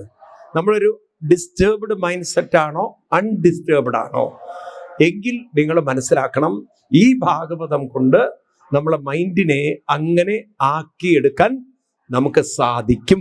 അതല്ലേ ജീവിതത്തിന്റെ ഒരു വലിയ വിജയം? ആണോ അല്ലയോ? അപ്പൊ നമുക്ക് മനസ്സിലാവും, ലോകമല്ല പ്രശ്നം, മനസ്സാണ് ഏറ്റവും വലിയ പ്രശ്നം. മനസ്സ് ശരിയായാൽ ജീവിതം ശരിയായി. മനസ്സ് ശരിയല്ലെങ്കിൽ ജീവിതവും ശരിയല്ല. നോക്കൂ, ഈ ലോകത്തിൽ നോക്കി നിങ്ങൾ പഠിക്കണം അത്. കാരണം ഇന്ന് കോടീശ്വരന്മാർ ആത്മഹത്യ ചെയ്യുന്ന കാലഘട്ടത്തിലാണ് നമ്മൾ ഇരിക്കുന്നത്. അല്ലേ? വലിയ കോടീശ്വരന്മാരൊക്കെ സൂയിസൈഡ് ചെയ്യുന്നു. കാരണം മനസ്സിന് സമാധാനവും സന്തോഷവും ഇല്ലെങ്കിൽ എത്ര സിനിമാ മേഖലയിൽ വർക്ക് ചെയ്യുന്ന സെലിബ്രിറ്റീസ് ആത്മഹത്യ ഉണ്ടോ? ഇല്ലേ? അവർക്ക് സൗന്ദര്യത്തിന് കുറവുള്ളതുകൊണ്ടാണോ? പക്ഷെ എവിടെയോ സ്നേഹമില്ല, എവിടെയോ അവര് മാനസികമായിട്ട് വഞ്ചിക്കപ്പെട്ടോ വളരെ വിഷമങ്ങളിലൂടെ കടന്നു പോകുന്നവരാണ്. അല്ലേ? ഈ തരത്തിലൊക്കെ ഉള്ള മെന്റൽ ഒരു കണ്ടീഷനിൽ ജീവിക്കാൻ അവർക്ക് പറ്റാത്തത് കൊണ്ടാണ് അവസാനം അവര് ഒരു സൂയിസൈഡിലേക്ക് പോകുന്നത്. ഇവിടെ സ്ത്രീ പറഞ്ഞു കൊടുക്കുകയാണ്, നിങ്ങളോട് ഞാൻ പറഞ്ഞില്ലേ, എന്നെ തൊടാൻ പറ്റില്ല എന്ന് പറഞ്ഞാൽ എൻ്റെ മൈൻഡിനെ ഞാൻ നിങ്ങളുടെ പ്രശ്നങ്ങളിലേക്ക് വിട്ട് തരില്ല. എൻ്റെ മൈൻഡ് എൻ്റെ തന്നെ നിയന്ത്രണത്തിലാണ്. നമ്മുടെ നിയന്ത്രണത്തിൽ മനസ്സ് വെക്കുമ്പോഴാണ് ആ മനസ്സിനെ മറ്റൊരാൾക്ക് ഡിസ്റ്റർബ് ചെയ്യാൻ പറ്റാത്തത്. അതുകൊണ്ട് എപ്പോഴും മഹാത്മാക്കൾ പറയും, keep your mind under your custody എന്ന്. Keep your mind in your own pocket എന്ന് പറയും. നിങ്ങളുടെ മനസ്സിനെ എവിടെ വെക്കണം? നിങ്ങളുടെ പോക്കറ്റിൽ. അതിന് വേറൊരാൾക്ക് എടുക്കാൻ ഒരിക്കലും ഇപ്പൊ നിങ്ങൾ പാസ്വേഡ് നിങ്ങളുടെ കയ്യിലല്ലേ വെക്കുക? എന്താ ഒന്നും മിണ്ടാത്തത്? നാട്ടുകാരോടൊക്കെ വിളിച്ചു പറയോ? അല്ലെങ്കിൽ പിന്നെ ഈ സർദാർജിമാരെ കുറിച്ചാണ് നമ്മൾ തമാശ പറയാം. നിങ്ങൾ കേട്ടില്ലേ സർദാർജിന്റെ അങ്ങനെ ഒരു തമാശ പറയും. ഈ സർദാർജിമാർ ഇത്തിരി മൂള കുറവാണെന്നാണ്. ചില സമയത്ത് സത്യമാണ് തോന്നുന്നുണ്ടോ. എനിക്കൊരു അനുഭവം ഉണ്ട്. ഞാനൊരിക്കൽ ചെന്നൈയിൽ നിന്ന് ബോംബെക്ക് പോവാണ്. അപ്പോൾ എൻ്റെ അടുത്തൊരു സർദാർജി ഇരുന്നത്. അതിൽ കുറേ നേരം അദ്ദേഹത്തിൻ്റെ വാച്ച് നോക്കി. എന്നിട്ട് കുറച്ച് കഴിഞ്ഞിട്ട് എന്നോട് പറയും, ബാബാജി അഭി ടൈം കിത്തന ഹോ ഗയാന്ന്, സമയം എത്രയെന്ന്. അപ്പം ഞാൻ ആപ്കെ പാസ് വാച്ച് ദേഖിയെ ആപ്കെ. അപ്പം പറഞ്ഞു, ഏത് 2 दिन हो गया अभी तक नहीं काम करता है. 2 ദിവസത്തേക്ക് കാം ചെയ്യില്ലേ, ഇത്ര പണിയെടുക്കില്ല. ഞാൻ ചോദിച്ചു, അഭി കൈസെ മാലം ഹോ ഗയാ ആപ്കോ എന്ന്. അല്ല, ഇപ്പോഴാണ് എനിക്കത് മനസ്സിലായത് പണിയെടുക്കണില്ല എന്നുള്ളത്. അപ്പോൾ നോക്ക്, ലേശൊരു മൂള വേണ്ടേ? സമ്മതിച്ചു, തൊഴുതുപോയി ഞാൻ അദ്ദേഹത്തെ. അപ്പോൾ ഒരിക്കലും ഇങ്ങനെ ഈ സർദാർ ഇങ്ങനെ ഈ ATM ഒന്ന് കാശെടുക്കുകയാണ്, കാർഡ് വെച്ചിട്ട്. അപ്പം ഇദ്ദേഹം പാസ്വേഡ് ഇട്ട സമയത്ത് പുറകിലുള്ള ആൾ പറഞ്ഞു, ഞാൻ നിങ്ങളുടെ പാസ്വേഡ് കണ്ടു എന്ന്. പാസ്വേഡ് ഞാൻ കണ്ടു എന്ന്. അപ്പം ചോദിച്ചു, എന്താ കണ്ടതെന്ന്. Star star star star. അപ്പം ഇദ്ദേഹം പറഞ്ഞു കൊടുക്കുക, അല്ല നിങ്ങൾക്ക് തെറ്റാണ്, 4642 എന്ന്. വൃത്തി കൊടുത്തില്ലേ? വൃത്തിയില്ലേ എന്ന് പറഞ്ഞ പോലെ അത്ര മൂളില്ലാത്തവരായിരിക്കണം. എന്നാലേ നമ്മൾക്ക്. അപ്പൊ നമ്മുടെ പാസ്വേഡ് നമ്മൾ ആർക്കും ഷെയർ ചെയ്യാത്ത പോലെ അല്ലേ? ഷെയർ ചെയ്യാറുണ്ടോ? അപ്പൊ നിങ്ങളൊക്കെ ഫോൺ ഒരു പക്ഷേ മക്കളോട് പറയേ സെഡ് വരച്ചാൽ മതി, L വരച്ചാൽ മതി അല്ലേ? എനിക്ക് പറഞ്ഞു കൊടുക്കാറില്ലേ? ഉണ്ടോ ഇല്ലയോ? ചില സ്ത്രീകള് ഈ ഭർത്താവിൻ്റെയൊക്കെ ഫോണുണ്ടല്ലോ, സംശയത്തോടുകൂടി നോക്കുന്നവര്. അപ്പൊ ഈ ഭർത്താവാണെങ്കിൽ തംപ്രിന്റ് ഒക്കെ വെച്ചായിരിക്കും ഇതിന്റെ ഓക്കെ ചെയ്തിട്ടുണ്ടാവുക. അപ്പൊ ഇത് ഭാര്യയ്ക്ക് കാണാൻ പറ്റില്ല, എടുക്കാൻ പറ്റില്ലല്ലോ. അപ്പൊ കിടന്നുറങ്ങുമ്പോഴാണ് പോയി അമർത്തിയിട്ടുണ്ടാവുക. ഈ മനുഷ്യൻ കിടന്നുറങ്ങും, പോയി വിരലൊക്കെ അമർത്തി തുറക്കും. ഇതെങ്ങനെ ഒരു ദിവസം ഈ ഭർത്താവ് മനസ്സിലാക്കി, ഞാൻ അറിയാതെ ഇവളെന്റെ, പിന്നെ ഇത് തുറക്കാനേ പറ്റുന്നില്ല. ഭാര്യ ആവും പാടും ശ്രമിച്ചു. പിന്നൊരിക്കൽ ഇദ്ദേഹം തുറക്കുമ്പോഴാണ് ഭാര്യ മനസ്സിലാക്കി. ഇദ്ദേഹം എന്താ അറിയോ, കാലിന്റെ വിരലുകൊണ്ട് അത് ഓഫ് ചെയ്യുന്നത്. കൈയുടെ വിരല് മാറ്റിയിട്ട് കാലിന്റെ വിരലുകൊണ്ട്. ആരും പ്രതീക്ഷിക്കില്ലല്ലോ, ആരും പ്രതീക്ഷിക്കില്ല ഇല്ല. ചില ആളുകളുടെ ഈ ചെരുപ്പ് അമ്പലത്തിൽ പോകാത്തതിന്റെ കാരണം എന്താണ്? ഒരു ചെരുപ്പ് പടിഞ്ഞാറ് കറി, ഒരു ചെരുപ്പ് കിഴക്കേ നടയിലും കൊണ്ടുപോയിരുന്നു. പിന്നെ അവന്റെ ചെരുപ്പ് ആരെടുത്തുകൊണ്ട് പോകണു എന്ന് പറഞ്ഞ പോലെ അങ്ങനെയുള്ള ബുദ്ധിമാന്മാരുണ്ട്. അപ്പോൾ ഇവിടെ അവനവൻ്റെ പാസ്വേഡ് നമ്മൾ ഷെയർ ചെയ്യാത്ത പോലെ ഈ മനസ്സിനെ നമ്മൾ മറ്റുള്ളവർക്ക് കളിക്കാനുള്ള ഗ്രൗണ്ടാക്കി മാറ്റരുത്. Keep your mind always with you. അതെങ്ങനെയാണ് സാധിക്കുക? മൈൻഡ് എന്ന് പറയുന്നത് തോട്ട്സ് ആണ്. അപ്പം അതിനെ ഒരു തോട്ട്സ് ആക്കി കൊണ്ട് നടക്കണം. അതിനാണ് ഒരു നാമം എപ്പോഴും ചൊല്ലുന്നത്. മന്ത്രദീക്ഷ എന്ന് പറയുന്നത് അതിനാണ്. മന്ത്രദീക്ഷ എന്ന് പറഞ്ഞാൽ ബ്ലൈൻഡിലി ഒരു നാമം ചൊല്ലില്ല. ഈ മന്ത്രം കൊണ്ട് മൈൻഡിനെ നമ്മുടെ കസ്റ്റഡിയിൽ, കൺട്രോളിൽ വെക്കാനാണ് എപ്പോഴും. ഏതെങ്കിലും ഒരു വെറുതെ അമ്മേ നാരായണ, ദേവി നാരായണ, ലക്ഷ്മി നാരായണ, ഭദ്ര ഇങ്ങനെ ചൊല്ലിക്കൊണ്ടിരിക്കുക. അത് കുറേ കഴിഞ്ഞാൽ അതിലൊരു ലയം വരും. ഈ മദ്യപാനികൾക്ക്, ഡ്രഗ്സ് അഡിക്ട്സിനെ കിട്ടില്ലേ, അതിലൊരു ലയം. ഇതുപോലെ മന്ത്രത്തിലൊരു ലയം വന്നാൽ, സത്യം പറയുകയാണെ, ഇതൊരു വലിയ അനുഭൂതിയാണത്. സമയം പോകുന്നത് തന്നെ അറിയില്ല. എത്ര പേർക്ക് ഞാൻ പറയുന്നത് അനുഭവമുള്ളവരുണ്ട്. കുറേ കഴിഞ്ഞാൽ അതൊരു ഭയങ്കര ലഹരിയാണത്. നാമത്തിൽ അങ്ങനെ ലയിച്ച് മണിക്കൂറുകൾ. ഇപ്പം നോക്കൂ, നമ്മൾ ഈ പ്രഭാഷണം തന്നെ എത്ര സമയം പോകുന്നതേ അറിയില്ല. പെട്ടാർന്ന് പോകും. കാരണം അതിലൊരു ലയം വന്നു കഴിഞ്ഞാൽ, അതിലൊരു രുചി വന്നു കഴിഞ്ഞാൽ, അന്യത്രസ്യാൽ രതി ക്വചിത് എന്ന് പറയും. വേറൊന്നിലേക്ക് മൈൻഡ് ഒരിക്കലും പോവില്ല. അതിനാണ് ഈ പൂർവികര് നാമം ചൊല്ലാൻ പറഞ്ഞത്. ഒരു മന്ത്രം, ഏതെങ്കിലും ഒരു മന്ത്രം, അതിങ്ങനെ മനസ്സിലങ്ങനെ കൊണ്ടു നടന്ന് പ്രായമാകുമ്പോഴാണ് ഏറ്റവും രസം എന്നാ പറയുന്നത്. കാരണം അപ്പൊ പ്രത്യേകിച്ച് പണിയൊന്നും ചെയ്യാനില്ല. നമ്മളെ ആണെങ്കിൽ പണ്ടത്തെ ഡിമാൻഡ് ഉണ്ടാവില്ല. കാരണം ഇത് ഏറെക്കുറെ പഞ്ചറായി 15 കൊല്ലം കഴിഞ്ഞ വണ്ടിയാണ്. ഇനി ഇത് പൊളിക്കാനേ പറ്റുള്ളൂ, ആക്രിക്കാർക്കേ പറ്റുള്ളൂ അല്ലേ? അങ്ങനെയാണ് ഒരു ആക്രിക്കടക്കാരൻ ഇങ്ങനെ വീടിന്റെ മുന്നിൽ കൂടെ പോവുകയാണ്. പഴയ സാധനം കൊടുക്കാനുണ്ടോ എന്നൊക്കെ ചോദിച്ചിട്ട്. അപ്പൊ പേരക്കുട്ടി പറയാം 2 എണ്ണം ഉണ്ട് എന്ന്. ഈ മുത്തച്ഛനും 2 എണ്ണം ഉണ്ട് വീട്ടിലത്. ഇത് ആക്രിക്കാർക്ക് കൊടുക്കാനേ പറ്റുള്ളൂ. അപ്പൊ കുറേ കഴിഞ്ഞാൽ ഇനി നമ്മളെ കൊണ്ട്. പക്ഷെ ആ സമയമാണ് ആരും നിങ്ങളെ ഉപദ്രവിക്കാത്തൊരു സമയം അല്ലേ? ആണോ? ആകെയുള്ളൊരു പ്രശ്നം ആയയുടെ പണി എടുക്കേണ്ടി വരും എന്നുള്ളതാണ് ചിലർക്ക്. എന്നുവെച്ചാൽ കുട്ടികളെ നോക്കേണ്ടതുണ്ടാവും. ചിലപ്പോൾ കുട്ടികളെ നോക്കേണ്ട അധികം ഉണ്ടാവില്ല. കാരണം ഇപ്പോഴത്തെ മക്കൾക്ക് അതും പേടിയാണ് നിങ്ങളെ ഏൽപ്പിക്കാൻ. കാരണം നിങ്ങൾ എന്തെങ്കിലും കൊളാക്കി വെക്കുമോ എന്നുള്ളത്. അപ്പം അതുകൊണ്ട് അവരധികം നിങ്ങളുടെ കയ്യിലേക്ക് അത് ഏൽപ്പിക്കുകയില്ല. അപ്പം അങ്ങനെയാണെങ്കിൽ നിങ്ങൾ ബ്ലെസ്ഡ് ആണ്. കാര്യം നിങ്ങൾക്ക് സമയം ധാരാളം കിട്ടുന്നൊരു സമയം. ആ സമയത്ത് പൊട്ട സീരിയൽ കണ്ട് ജീവിതം തീർക്കരുത്. ഇതിലൊക്കെ ഒരു രുചി വന്നാൽ സമയം കടന്നു പോകുന്നത് അറിയില്ല. ഇങ്ങനെ ഭരതൻ പറഞ്ഞു കൊടുത്തിട്ട് പറഞ്ഞു, അതുകൊണ്ട് ജീവിതത്തിൽ എപ്പോഴും ഒരു കൃത്യതയോടുകൂടി ജീവിതം കൊണ്ടു നടന്നാൽ ജീവിതത്തിന്റെ താളം ഒരിക്കലും തെറ്റുകയില്ല. അത്ര ഒരു മനോഹരമായിട്ടുള്ള ഒരു ഭാഗമാണ് ഈ രഘൂഗണം, അതുപോലെ ഭരതനും രഘൂഗണനും പറയുന്ന ഒരു 2 വരികൾ കൂടിയുണ്ട്. 13-ാമത്തെ അധ്യായത്തില് പറയാണ്, രഘൂഗണ ഏതൽ തപസന്നയാദി ന ചേച്ചിയാ നിർവമണൽ ഗൃഹത്വ ന ഛന്ദസാനൈവ ജലാഗ്നിസൂരി വിനാ മഹത്പാദരജോഭിഷേകം യത്ര ഉത്തമ ശ്ലോക ഗുണാനുവാദം പ്രശ്രൂയതേ ഗ്രാമ്യ കഥാവിഘാത നിഷേപ്യമാണോനുദിനം മുമുക്ഷോ മതിം സതിം യച്ഛതി വാസുദേവേ. അതായത് കൃത്യമായ ഒരു അനുഷ്ഠാനങ്ങളിലൂടെ കൊണ്ടുപോകുമ്പോൾ മനസ്സിന്റെ വ്യാപ്തി, മനസ്സിന്റെ ശക്തി, മനസ്സിന്റെ സുഖം ഇതെല്ലാം കൂടി വരുന്നു. എനിക്ക് തോന്നുന്നു ഹ്യൂമൻ സൈക്കോളജി ഇത്ര ഡെപ്തിൽ പഠിച്ച ഒരു പാരമ്പര്യം ലോകത്തിൽ എവിടെ ഉണ്ടാവില്ലേ. ഇപ്പം നമ്മുടെ മനസ്സുണ്ടല്ലോ, വാസ്തവത്തിൽ ആ മനസ്സെന്ന് പറയുന്നത് നമ്മൾ വിചാരിക്കുന്നത് നമുക്ക് അറിയാം എന്നുള്ളതാണ്. പക്ഷെ ഈ മനസ്സെന്ന് പറയുന്നത് നമ്മുടെ നിയന്ത്രണത്തിൽ നിന്നും വളരെ വിട്ടിട്ടാണ്. അത് പല കാര്യങ്ങളിലേക്ക് അങ്ങനെ പോയിക്കൊണ്ടേയിരിക്കുക, പല ചിന്തകളിലേക്ക് പോയിക്കൊണ്ടിരിക്കുകയാണ്. അപ്പം ഈ മനസ്സിന് അങ്ങനെ ഒരു അവസ്ഥ വന്നു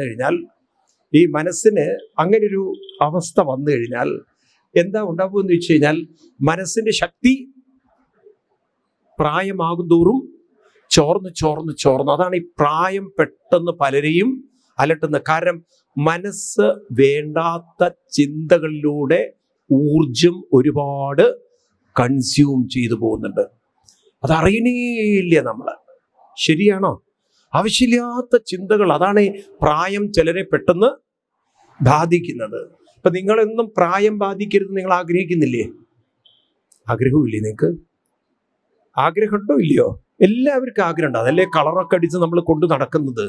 നമ്മളെല്ലാവരും ചെറുപ്പാവണം എന്ന് നിങ്ങളൊക്കെ ആഗ്രഹിക്കുന്നുണ്ട്. പക്ഷെ ഈ മനസ്സ് അനാവശ്യമായി നോക്കൂ. ഇതിപ്പോൾ നിങ്ങൾക്ക് മനസ്സിലാവും. നിങ്ങളുടെ മൊബൈൽ ബാറ്ററി, ഈ മൊബൈലിനകത്ത് നിങ്ങൾ ഒരുപാട് സെർച്ച് നടത്തി പല ഫയലുകളും ഓപ്പൺ ചെയ്ത് അതിൻ്റെ ബാക്ക്ഗ്രൗണ്ടിൽ കിടക്കുന്നുണ്ടെങ്കിൽ നിങ്ങൾക്ക് അറിയോ അറിയില്ല. ഈ ബാക്ക്ഗ്രൗണ്ട് ഫയലുകൾ ആക്റ്റീവ് ആണെങ്കിൽ ബാറ്ററി പെട്ടെന്ന് പട്ടേന്ന് പറഞ്ഞ് തീർന്നിട്ടുണ്ടാവും. കാരണം ഈ ബാക്ക് ഫയലുകളൊക്കെ വളരെ ആക്റ്റീവായിട്ട് കിടക്കുകയാണ്. മനസ്സിലായില്ലേ? നേരെ മറിച്ച് നിങ്ങളെ ബാക്ക് ഫയൽ ഹിസ്റ്ററി എന്നൊരു പാർട്ടുണ്ട്, അത് പോയി ഒക്കെ ക്ലീൻ ചെയ്ത് കഴിഞ്ഞാൽ അപ്പോൾ ബാക്ക് ഫയലുകളൊക്കെ കുറയും തോറും ബാറ്ററിയുടെ കപ്പാസിറ്റിയും ഒക്കെ കുറയും. മനസ്സിലായില്ലേ? ആവശ്യകത കുറയും, അല്ലെങ്കിൽ ഇത് കൂടുതൽ കൺസ്യൂം ചെയ്യും. ഇതുപോലെ മനസ്സിൽ ഒരുപാട് ബാക്ക് ഫയലുകൾ കണ്ടമാനം തുറന്നു കിടക്കുകയാണ്. നമുക്കറിയില്ല ഏതൊക്കെയാണ് തുറന്നു കിടക്കുന്നത്. അപ്പം ഈ ഫയലുകളൊക്കെ തുറന്നു കിടക്കുന്നതാണ് നമ്മുടെ ഊർജത്തെ കുറയ്ക്കുന്നതെങ്കിൽ ഒരു നിരന്തരമായ ഉപാസന കൊണ്ട് ആ മനസ്സിൻ്റെ ഒരു ശക്തി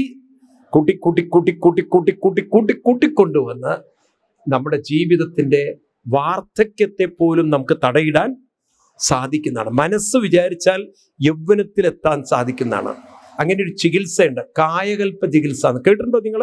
വെരി എക്സ്പെൻസീവ് ആയിട്ടുള്ള ചികിത്സയാണ്. മനുഷ്യനെ ഒരു 40 കൊല്ലത്തിൻ്റെ പുറകോട്ട് കൊണ്ടുപോകാൻ സാധിക്കുന്നുള്ളത്. എത്ര കൊല്ലം എനിക്കറിയില്ല അതിന് എത്ര കൊല്ലം പുറകോട്ട് കൊണ്ടുപോകാൻ പറ്റുന്നത്. പക്ഷെ അതിന് ഭയങ്കര ചെലവുണ്ടെന്ന് ഞാൻ കേട്ടിട്ടുണ്ട്. 40-50 ലക്ഷം ചെലവഴിക്കണം. അത് ഇവിടെയില്ല. ഒറ്റപ്പാലത്ത് എവിടെയുള്ള ഒരു കുടി കിട്ടിയിട്ടുള്ളത്. അവിടെ മാത്രമേ ഡോക്ടർ സേതുമാധവൻ എന്ന് പറയുന്ന അദ്ദേഹത്തിൻ്റെ കയ്യിലെ ആ സാധനം ഉള്ളൂ ഇന്ന് കേരളത്തിൽ. വളരെ അത്യപൂർവമായൊരു ചികിത്സയാണ് ഈ കായകൽപ്പ ചികിത്സ. ഞാൻ അവിടെ പോയപ്പോൾ അദ്ദേഹം പറഞ്ഞത് ഇതുവരെ 3 പേരെ ചികിത്സിച്ചുള്ള അത് 3 പേരും വിദേശികളാണെന്ന്. അപ്പോൾ ഒരാൾക്കും ഇവിടെ ചികിത്സിക്കാൻ എല്ലാവർക്കും ആഗ്രഹമുണ്ട്. പലരും മലയാളി വന്നിട്ടുണ്ട്, ധാരാളം മലയാളികൾ. പക്ഷെ അവർ കാശിൻ്റെ ചിലവ് കേൾക്കുമ്പോൾ വിചാരിക്കും എന്നാൽ പിന്നെ അടുത്ത ജന്മം ആദ്യം തുടങ്ങാമെന്ന്. ആരും 35-40 ലക്ഷം ചിലവഴിച്ചൊരു 40 വയസ്സ് അതിങ്ങനെ ശരിക്കും അയാൾ കാണിച്ചെന്ന് എനിക്ക് ഫോട്ടോ. ആ ഡോക്ടർ ഈ നരച്ച മുടിയൊക്കെ നല്ല കറുത്ത മുടിയിട്ട് പെയിന്റ് തേക്കാതെ, ഒരു പെയിന്റും വേണ്ട, അത്ര ഗോദ്രേജ് കമ്പനി ഒന്നും അല്ലത്, ഒറിജിനൽ കറുത്ത മുടിയൊക്കെ ആയിട്ട്, അതേപോലെ തന്നെ തൊലിയുടെ ആ ഒരു സ്കിന്നൊക്കെ വളരെ ടൈറ്റായിട്ട്, അപ്പം ആ ചുളിഞ്ഞ മുഖമൊക്കെ ഒന്ന് മാറി നല്ലൊരു, ഇനി ഞാനിതൊക്കെ കൂടെ പറഞ്ഞാൽ നിങ്ങൾ അഡ്രസ്സ് മേടിക്കാൻ വരും. കാരണം എല്ലാവർക്കും പിന്നെ ഇപ്പം ഭാഗവതല്ലേലും കുഴപ്പമില്ല, ഞങ്ങൾക്ക് അതൊന്നും കണ്ടാൽ തിരക്കിടില്ല. അപ്പം ഞാൻ പറഞ്ഞു വരുന്നത്, മനസ്സിന്റെ ചുളിവ് നികന്നാൽ ശരീരത്തിന്റെ ചുളിവും മാറ്റിയെടുക്കാം. ഏറ്റവും നല്ലത് ഏതാണ്? ഏത് ചുളിവ് മാറ്റലാണ് ഏറ്റവും നല്ലത്? ഏത് ചുളിവ് മാറ്റലാണ്? മനസ്സിന്റെ ചുളിവ് മാറ്റലാണ്, അല്ലേ? അങ്ങനെ മനസ്സിനെ നമ്മൾ അതിൻ്റെ ഊർജ സംരക്ഷണം, ഇപ്പൊ നാമം ചൊല്ലുന്നതൊക്കെ അതിൻ്റെ ഒരു ഊർജ സംരക്ഷണം, അങ്ങനെ മാറ്റിയെടുക്കാൻ സാധിക്കും. ഇത് കഴിഞ്ഞ് പിന്നെ ഭാഗവതത്തിൽ 5-ാം സ്കന്ധത്തില് 22-ാം അധ്യായത്തില് 5-ാം സ്കന്ധത്തില് നോക്കട്ടെ, 19-ാം അധ്യായത്തില് 5-19 ഈ ഒരു കാര്യം നിങ്ങൾ മനസ്സിലാക്കണം. ഈ ഹിന്ദു മതത്തില് നമ്മൾ ഈ ദൈവം എന്നൊരു സങ്കല്പം പലപ്പോഴും നമ്മൾ ഏറെ തെറ്റായിട്ട് മനസ്സിലാക്കിയ ഒരു കാര്യമാണ്. ഹിന്ദു മതത്തിൽ ഈ ദൈവ സങ്കല്പം, ഇതര മതങ്ങളിലൊക്കെ അവർ ഒരു ദൈവം എന്നൊക്കെ പറയുന്നത് നമ്മൾ കേട്ടിട്ടുണ്ട്. ഏകദൈവ ആരാധന മുസ്ലിങ്ങൾ, ക്രിസ്ത്യൻസും പറയും ഒരു ദൈവമാണ് സ്വർഗസ്ഥനായ പിതാവ്. ഹിന്ദുക്കൾക്ക് എത്ര ദൈവമുണ്ട്? അത് പറഞ്ഞാൽ പിന്നെ നമ്മൾ മിണ്ടായിരിക്കുക നല്ലത്. കാരണം നമുക്ക് ഉത്തരങ്ങളൊക്കെ അനവധി ഉത്തരങ്ങളായിരിക്കും വരിക, അല്ലേ? എത്ര ദൈവങ്ങളുണ്ട്? കണ്ടമാനമുണ്ടെന്നോ? അങ്ങനെയല്ലേ നമ്മൾ മനസ്സിലാക്കിയത്. പക്ഷേ സത്യം പറഞ്ഞാൽ നിങ്ങൾക്ക് വിഷമം തോന്നരുത്, ഹിന്ദുവിന് ദൈവമില്ല. അതാണ് പരമസത്യം. സത്യത്തിൽ ഹിന്ദുക്കൾക്ക് ദൈവമില്ല. നിങ്ങൾ ആ അധ്യായം എടുത്ത് നോക്കൂ, അപ്പം നിങ്ങൾക്ക് മനസ്സിലാവും. 5-ാം സ്കന്ധത്തില് 19-ാം അധ്യായത്തില് 5-ാം ശ്ലോകത്തില് 5-19 5-ാം ശ്ലോകം അവിടെ പറയുന്നത് മർത്യാവതാര 19-ാമത്തെ അധ്യായം. ഞാൻ പറയുന്നത് ശ്രദ്ധിച്ച് നോക്കണം, കണ്ടു നിങ്ങൾ. മർത്യാവതാരസ്തിഹ മർത്യശിക്ഷണം രക്ഷോവധായ ന കേവലം വിഭോ എന്നൊരു ശ്ലോകമുണ്ട്. അതായത് ഇവിടെ അവതരിച്ച അവതാരങ്ങളല്ലേ നമ്മൾ ദൈവം എന്ന് പറയുന്നത്? ആണോ? കൃഷ്ണൻ, രാമൻ, അയ്യപ്പനൊക്കെ അവതരിച്ച അവതാരം. ഇവരൊക്കെ അവതരിച്ചിരിക്കുന്നത് മർത്യശിക്ഷണത്തിന് വേണ്ടിയാണ്. എന്തിനാണ്? മർത്യ ശിക്ഷണത്തിന് വേണ്ടി. അപ്പൊ ശിക്ഷണം ചെയ്യാന്ന് പറഞ്ഞാൽ എന്താ അർത്ഥം? ശിക്ഷണം, ശിക്ഷകൻ, ശിക്ഷയല്ല, ശിക്ഷണം എന്ന് പറഞ്ഞാൽ പഠിപ്പിക്കുക. ഇപ്പൊ ഇവിടെ മർത്യാവതാര അല്ലെങ്കിൽ അവതാരങ്ങളൊക്കെ വന്നിരിക്കുന്നത് മർത്യരെ പഠിപ്പിക്കാൻ വേണ്ടി വന്നവരാണ്. പഠിപ്പിക്കാൻ വേണ്ടി വന്നവരെ പൊതുവെ ഹിന്ദുമതത്തിൽ എന്താ വിളിക്കുക? ഗുരു എന്ന സങ്കല്പമാണ് നമുക്കുള്ളത്. ന രക്ഷോവധായ ന കേവലം, ആരെയും രക്ഷിക്കാനോ വധിക്കാനോ അല്ല. അപ്പൊ നമുക്ക് ദൈവങ്ങളല്ലല്ലോ ഇവരെന്താ വിളിക്കേണ്ടത്? ഗുരുക്കന്മാരെന്നാണ്. ഹിന്ദു മതത്തിൽ അവതാരങ്ങളെല്ലാം ആരാണ്? ഗുരുക്കന്മാരാണ്. സത്യത്തിൽ നമുക്ക് ദൈവങ്ങളല്ല ഉള്ളത്. കൃഷ്ണനും രാമനും അയ്യപ്പനും ഒക്കെ നമുക്ക് ഗുരുക്കന്മാരാണ്. നിങ്ങൾ ഭാഗവതത്തെ ശരിക്കും മനസ്സിലാക്കി നിങ്ങൾക്ക് ഇത് കാണാനും പറ്റും. വരാഹാവതാരം വന്നപ്പോൾ തന്നെ പറയുന്നുണ്ട്, ജ്ഞാനായ വിദ്യാഗുരവേ നമോ നമോ എന്ന് വിദ്യാഗുരുവായി കണ്ട് വരാഹരൂപത്തെ സനൽകുമാരാദി നമസ്കരിക്കുന്നുണ്ട്. എല്ലാവരെയും ഭാഗവതം ഉണ്ടല്ലോ, കുറെ പേരുടെ കയ്യിലില്ലേ? ഈ ഫസ്റ്റ് വോള്യത്തിലെ ലാസ്റ്റ് പേജ് എടുക്കുക, എളുപ്പം പറഞ്ഞാൽ മനസ്സിലാവും. അതിൽ 76th ശ്ലോകം 76 ലാസ്റ്റ് ശ്ലോകം അല്ല, ലാസ്റ്റ് പേജ്, അതിൽ 76-ാം ശ്ലോകം. ഈ ഒരു കാര്യം കൂടി എന്നിട്ട് നമുക്ക് നിർത്താം. കാരണം നമുക്കിത് കുറച്ച് വിശിഷ്ട അതിഥികളൊക്കെ ഉള്ളതുകൊണ്ട് നമ്മൾ ഈ ഒരു ടോപ്പിക്കോടുകൂടി നിർത്തും. പിന്നെ ഉച്ചയ്ക്ക് ശേഷമാണ് നമുക്ക് നരസിംഹാവതാരമൊക്കെ ഉച്ചയ്ക്ക് ശേഷമുണ്ട്. അപ്പൊ ഇവിടെ പറയുന്നത് ആ രംഗം ഇതാണ്. പാണ്ഡവരുടെ അടുത്ത് നാരദര് വന്നു. പാണ്ഡവരുടെ കാലഘട്ടത്തില് പാണ്ഡവര് കൃഷ്ണനായിട്ട് വളരെ ക്ലോസ്ലി അസോസിയേറ്റ് ആണ്. കൃഷ്ണനെ അത്ര അവരുടെ ഒരു എല്ലാമാണ്. കൃഷ്ണനില്ലെങ്കിൽ പാണ്ഡവരില്ല. കൃഷ്ണനോട് ചോദിച്ചിട്ടേ പാണ്ഡവര് നമ്മൾ പറയില്ലേ, ശ്വാസം എന്താ അവൾ അവനോട് ചോദിച്ചിട്ട് ശ്വാസം പോലും എടുക്കുള്ളൂ എന്ന് പറയാറില്ലേ? അങ്ങനെയുള്ള ബന്ധങ്ങളില്ലേ? അത്ര ഒരു ക്ലോസ് റിലേഷൻ ആയിരുന്നു പാണ്ഡവർക്ക് ആരോട്? കൃഷ്ണനോട്. ഒരിക്കൽ നാരദ മഹർഷി പാണ്ഡവരുടെ അടുത്ത് വന്നിട്ട് പറയുകയാണ്, നിങ്ങൾ പാണ്ഡവരെ ഭാഗ്യം കെട്ടവരാവരുത്, സുഹൃതികളാവണം, അനുഗ്രഹീതരാവണം. ദയവ് വിചാരിച്ച് നിങ്ങളുടെ കാര്യങ്ങൾ നടത്തിത്തരുന്ന ഒരു സുഹൃത്തായി, ഒരു ദേവനായി, ഒരു പ്രിയനായി കൃഷ്ണനെ കണ്ടുപോയാൽ തൽക്കാലം എന്തെങ്കിലുമൊക്കെ നടന്നു കിട്ടുമായിരിക്കാം, പക്ഷെ മനോബലം ഉണ്ടാവില്ല, മനസ്സിന് ശക്തി ഉണ്ടാവില്ല. നിങ്ങൾക്ക് മനോബലം എന്നത് വേണോ, മനസ്സിന് ഉയർത്തണോ, എങ്കിൽ കൃഷ്ണനെ കാര്യം നടത്തിത്തരുന്നവനായല്ല കാണേണ്ടത്. എങ്ങനെ കാണണം? അതാണ് ആ ശ്ലോകം. നോക്കാം. പറയണു, സവാ. ഇത് നാരദ മഹർഷി പാണ്ഡവരെ ഉപദേശിക്കുകയാണ്. നാരദ മഹർഷി പാണ്ഡവർക്ക് കൊടുക്കുന്ന ഉപദേശമാണ് കൃഷ്ണൻ ജീവിച്ചിരുന്ന കാലത്ത്.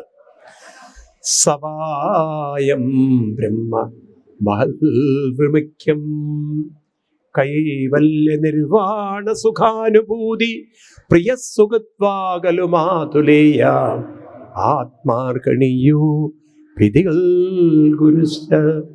സവായം, ഈ കൃഷ്ണൻ ബ്രഹ്മമഹദ്ഭൃമിക്യം. ഋഷിവര്യന്മാര് ഈ കൃഷ്ണനിലൂടെ പൂർണ്ണതയിലേക്ക് എത്തിയ മഹാന്മാരാണ്. കൃഷ്ണനെ ഒരു വഴികാട്ടി കണ്ടവർ പൂർണ്ണതയിലേക്ക് എത്തിയത്. ബ്രഹ്മമഹദ്ഭൃമിക്യം കൈവല്യ നിർവാണ സുഖാനുഭൂതി. അങ്ങനെയുള്ളൊരു കൃഷ്ണനെ നിങ്ങൾ പ്രിയ സുഹൃത് വാ മാതുലേയ. ആരാണ്? പ്രിയനായിട്ട്, സുഹൃത്തായിട്ട്, കാര്യം നടത്തിത്തരുന്നവനായിട്ട്, ഇങ്ങനെയൊക്കെ കണ്ട് പ്രിയ സുഖത്വാകലു മാതുലേയ. കുറച്ചൊക്കെ സുഖം കിട്ടും, കുറച്ചൊക്കെ കാര്യങ്ങൾ നടന്നു കിട്ടും. പക്ഷെ നിങ്ങൾക്ക് മനോബലം വേണം എന്ന് ആഗ്രഹിക്കുന്നെങ്കിൽ ആത്മാർക്കണീയോ വിധികൾ കുരുശ്ച. ആരായിട്ട് കാണണം? ഒരു ഗുരുവായി കണ്ടാൽ നിങ്ങൾക്ക് മനസ്സിന് ഉയർത്താം. ആരായിട്ട് കാണാനാ പറഞ്ഞു കൊടുക്കുന്നത്? ഉറക്കെ പറയൂ. നാരദ മഹർഷി എന്ന് ജീവിച്ചിരുന്നുവെങ്കിൽ ഈ കൃഷ്ണനെ എങ്ങനെ കാണാനായിരിക്കും നമ്മളോട് പറയുന്നുണ്ടാവുക? പറയൂ നിങ്ങൾ. ഒരു ഗുരുവായി. അതുകൊണ്ടാണ് ഗുരുവായൂരപ്പൻ എന്ന പേര്. ഗുരുവാണ്. ഗുരുവായൂരപ്പൻ ഒരു ഗുരുവാണ്. അതുകൊണ്ട് വ്യാസഭഗവാൻ കൃഷ്ണനെ സ്തുതിക്കുമ്പോൾ അതാ പറയണത്. വസുദേവസുതം ദേവം കംസചാണൂരമർദ്ദനം ദേവകീ പരമാനന്ദം കൃഷ്ണം വന്ദേ ജഗദ്ഗുരും. കൃഷ്ണം വന്ദേ ജഗദ്ഗുരും. കൃഷ്ണനെ ആരായി കാണാനാ പറയുന്നത്? പറയൂ. അപ്പൊ പിന്നെ ഹിന്ദുക്കൾക്ക് ദൈവം ഇല്ലേ? നമുക്ക് ദൈവമല്ല, ദൈവീകതയാണുള്ളത്. എന്താണ് ദൈവം എന്ന വാക്കിന്റെ അർത്ഥം? അത് ശരിക്കും പഠിച്ചാൽ നിങ്ങൾക്ക് മനസ്സിലാകും. ദിവ് എന്ന സംസ്കൃത റൂട്ടിൽ നിന്നാണ് ദൈവം എന്ന വാക്ക് വന്നത്. ദിവ്, അതിൽ നിന്നാണ് ദീപം, വെളിച്ചം, പ്രകാശം എന്നൊക്കെയാണ് അർത്ഥം. സന്ധ്യയ്ക്ക് നിങ്ങൾ വിളക്ക് കൊളുത്തുമ്പോൾ എന്താ പറയാ? ദീപം ദീപം ദീപം ദീപം എന്നല്ലേ പറയുക? ആണോ? ആണോ? പണ്ടൊക്കെ ഇങ്ങനെ വീടുകളിൽ സന്ധ്യയ്ക്ക് കേൾക്കായിരുന്നു. എന്ത്? ദീപം എന്ന് പറഞ്ഞ് കൊണ്ടുവരും. ഇന്നിപ്പോ ദീപം എന്ന് പറഞ്ഞാൽ അടുത്ത വീട്ടിലെ ദീപ വിളി കേൾക്കും. കാലം മാറിപ്പോയി. ഇന്നിപ്പോ ദീപം എന്നൊക്കെ പറയൂ? ആരെങ്കിലും പറയുന്നവരുണ്ടോ? എത്ര പേര്? ഭഗവാന് മാത്രമേ അറിയുള്ളൂ സത്യമാണോ എന്നുള്ളത്, അല്ലേ? ചിലരൊക്കെ പറയുന്നുണ്ടാവും, ഇല്ലയെന്നല്ല. കുറേയൊക്കെ ട്രഡീഷൻ കൊണ്ട് നടക്കുന്നവരുണ്ടാവും. പിന്നെ നിങ്ങൾ മനസ്സിൽ പറഞ്ഞാലും പറഞ്ഞു തന്നെയാണ്. മറ്റേതല്ല ഉറക്കെ പറയും, റോട്ടിൽ കൂടെ പോകുന്നവർക്കൊക്കെ കേൾക്കാൻ പറ്റും. ഓ ദീപം എന്ന്, അല്ലേ? കേൾക്കാറില്ലേ? അന്നത്തെ ഒരു കാലം ഉണ്ടായിരുന്നു. പോട്ടെ, ഏതായാലും ദിവ് എന്ന റൂട്ടിൽ നിന്നാണ് ദീപം, അതിന്നാണ് ദീപ്. അതിനർത്ഥം പ്രകാശം എന്നാണ് അർത്ഥം. ഏത് പ്രകാശത്തെ കുറിച്ചാ പറയുന്നത്? ആത്മപ്രകാശം. ഏത് പ്രകാശം? ഈ പ്രകാശം എവിടെയാണ്? കത്തുന്ന പൊന്മണി വിളക്കെന്ന പോലെ ഹൃദി സ്ഫുരിക്കും നാദഹരി നാരായണായ നമ എന്ന് എഴുത്തച്ഛൻ. കൃഷ്ണന്റെ ഭാഷയിൽ പറഞ്ഞാൽ ഭഗവാൻ പറയും, ഗീതയില് 4-ാം അധ്യായത്തിൽ 24-ാം ശ്ലോകത്തിൽ കൃഷ്ണൻ പറയും, യോന്ത സുഗന്ധരാരാമ തദാന്തർജ്യോതിരേവച തദാ അന്തർജ്യോതിരേവച സയോഗി ബ്രഹ്മനിർവാണം ബ്രഹ്മഭൂയോ വികൽപ്പതേ. എന്താ പറയുന്നത്? അന്തർജ്യോതി. ഏത് ജ്യോതി? അപ്പൊ ദൈവം എവിടെയാണ്? ദൈവം എവിടെയാണ്? പുറത്തല്ല ദൈവം. പ്രകാശം ഉള്ളിലാണ്. പ്രകാശം ഉള്ളിലാണ്. ഏത് പ്രകാശം? പുറത്തുള്ള പ്രകാശത്തെ പോലും കാണിച്ചു തരുന്ന ആത്മപ്രകാശം. മനസ്സിലായില്ലേ? മറ്റു പ്രകാശങ്ങളെ കാണിച്ചു തരുന്ന ഒരു കോൺഷ്യസ് ലൈറ്റ്, ഒരു അവയർനെസ് ലൈറ്റ്, ബോധപ്രകാശം. ഈ പ്രകാശത്തെയാണ് ദൈവം എന്ന് പറയുന്നത്.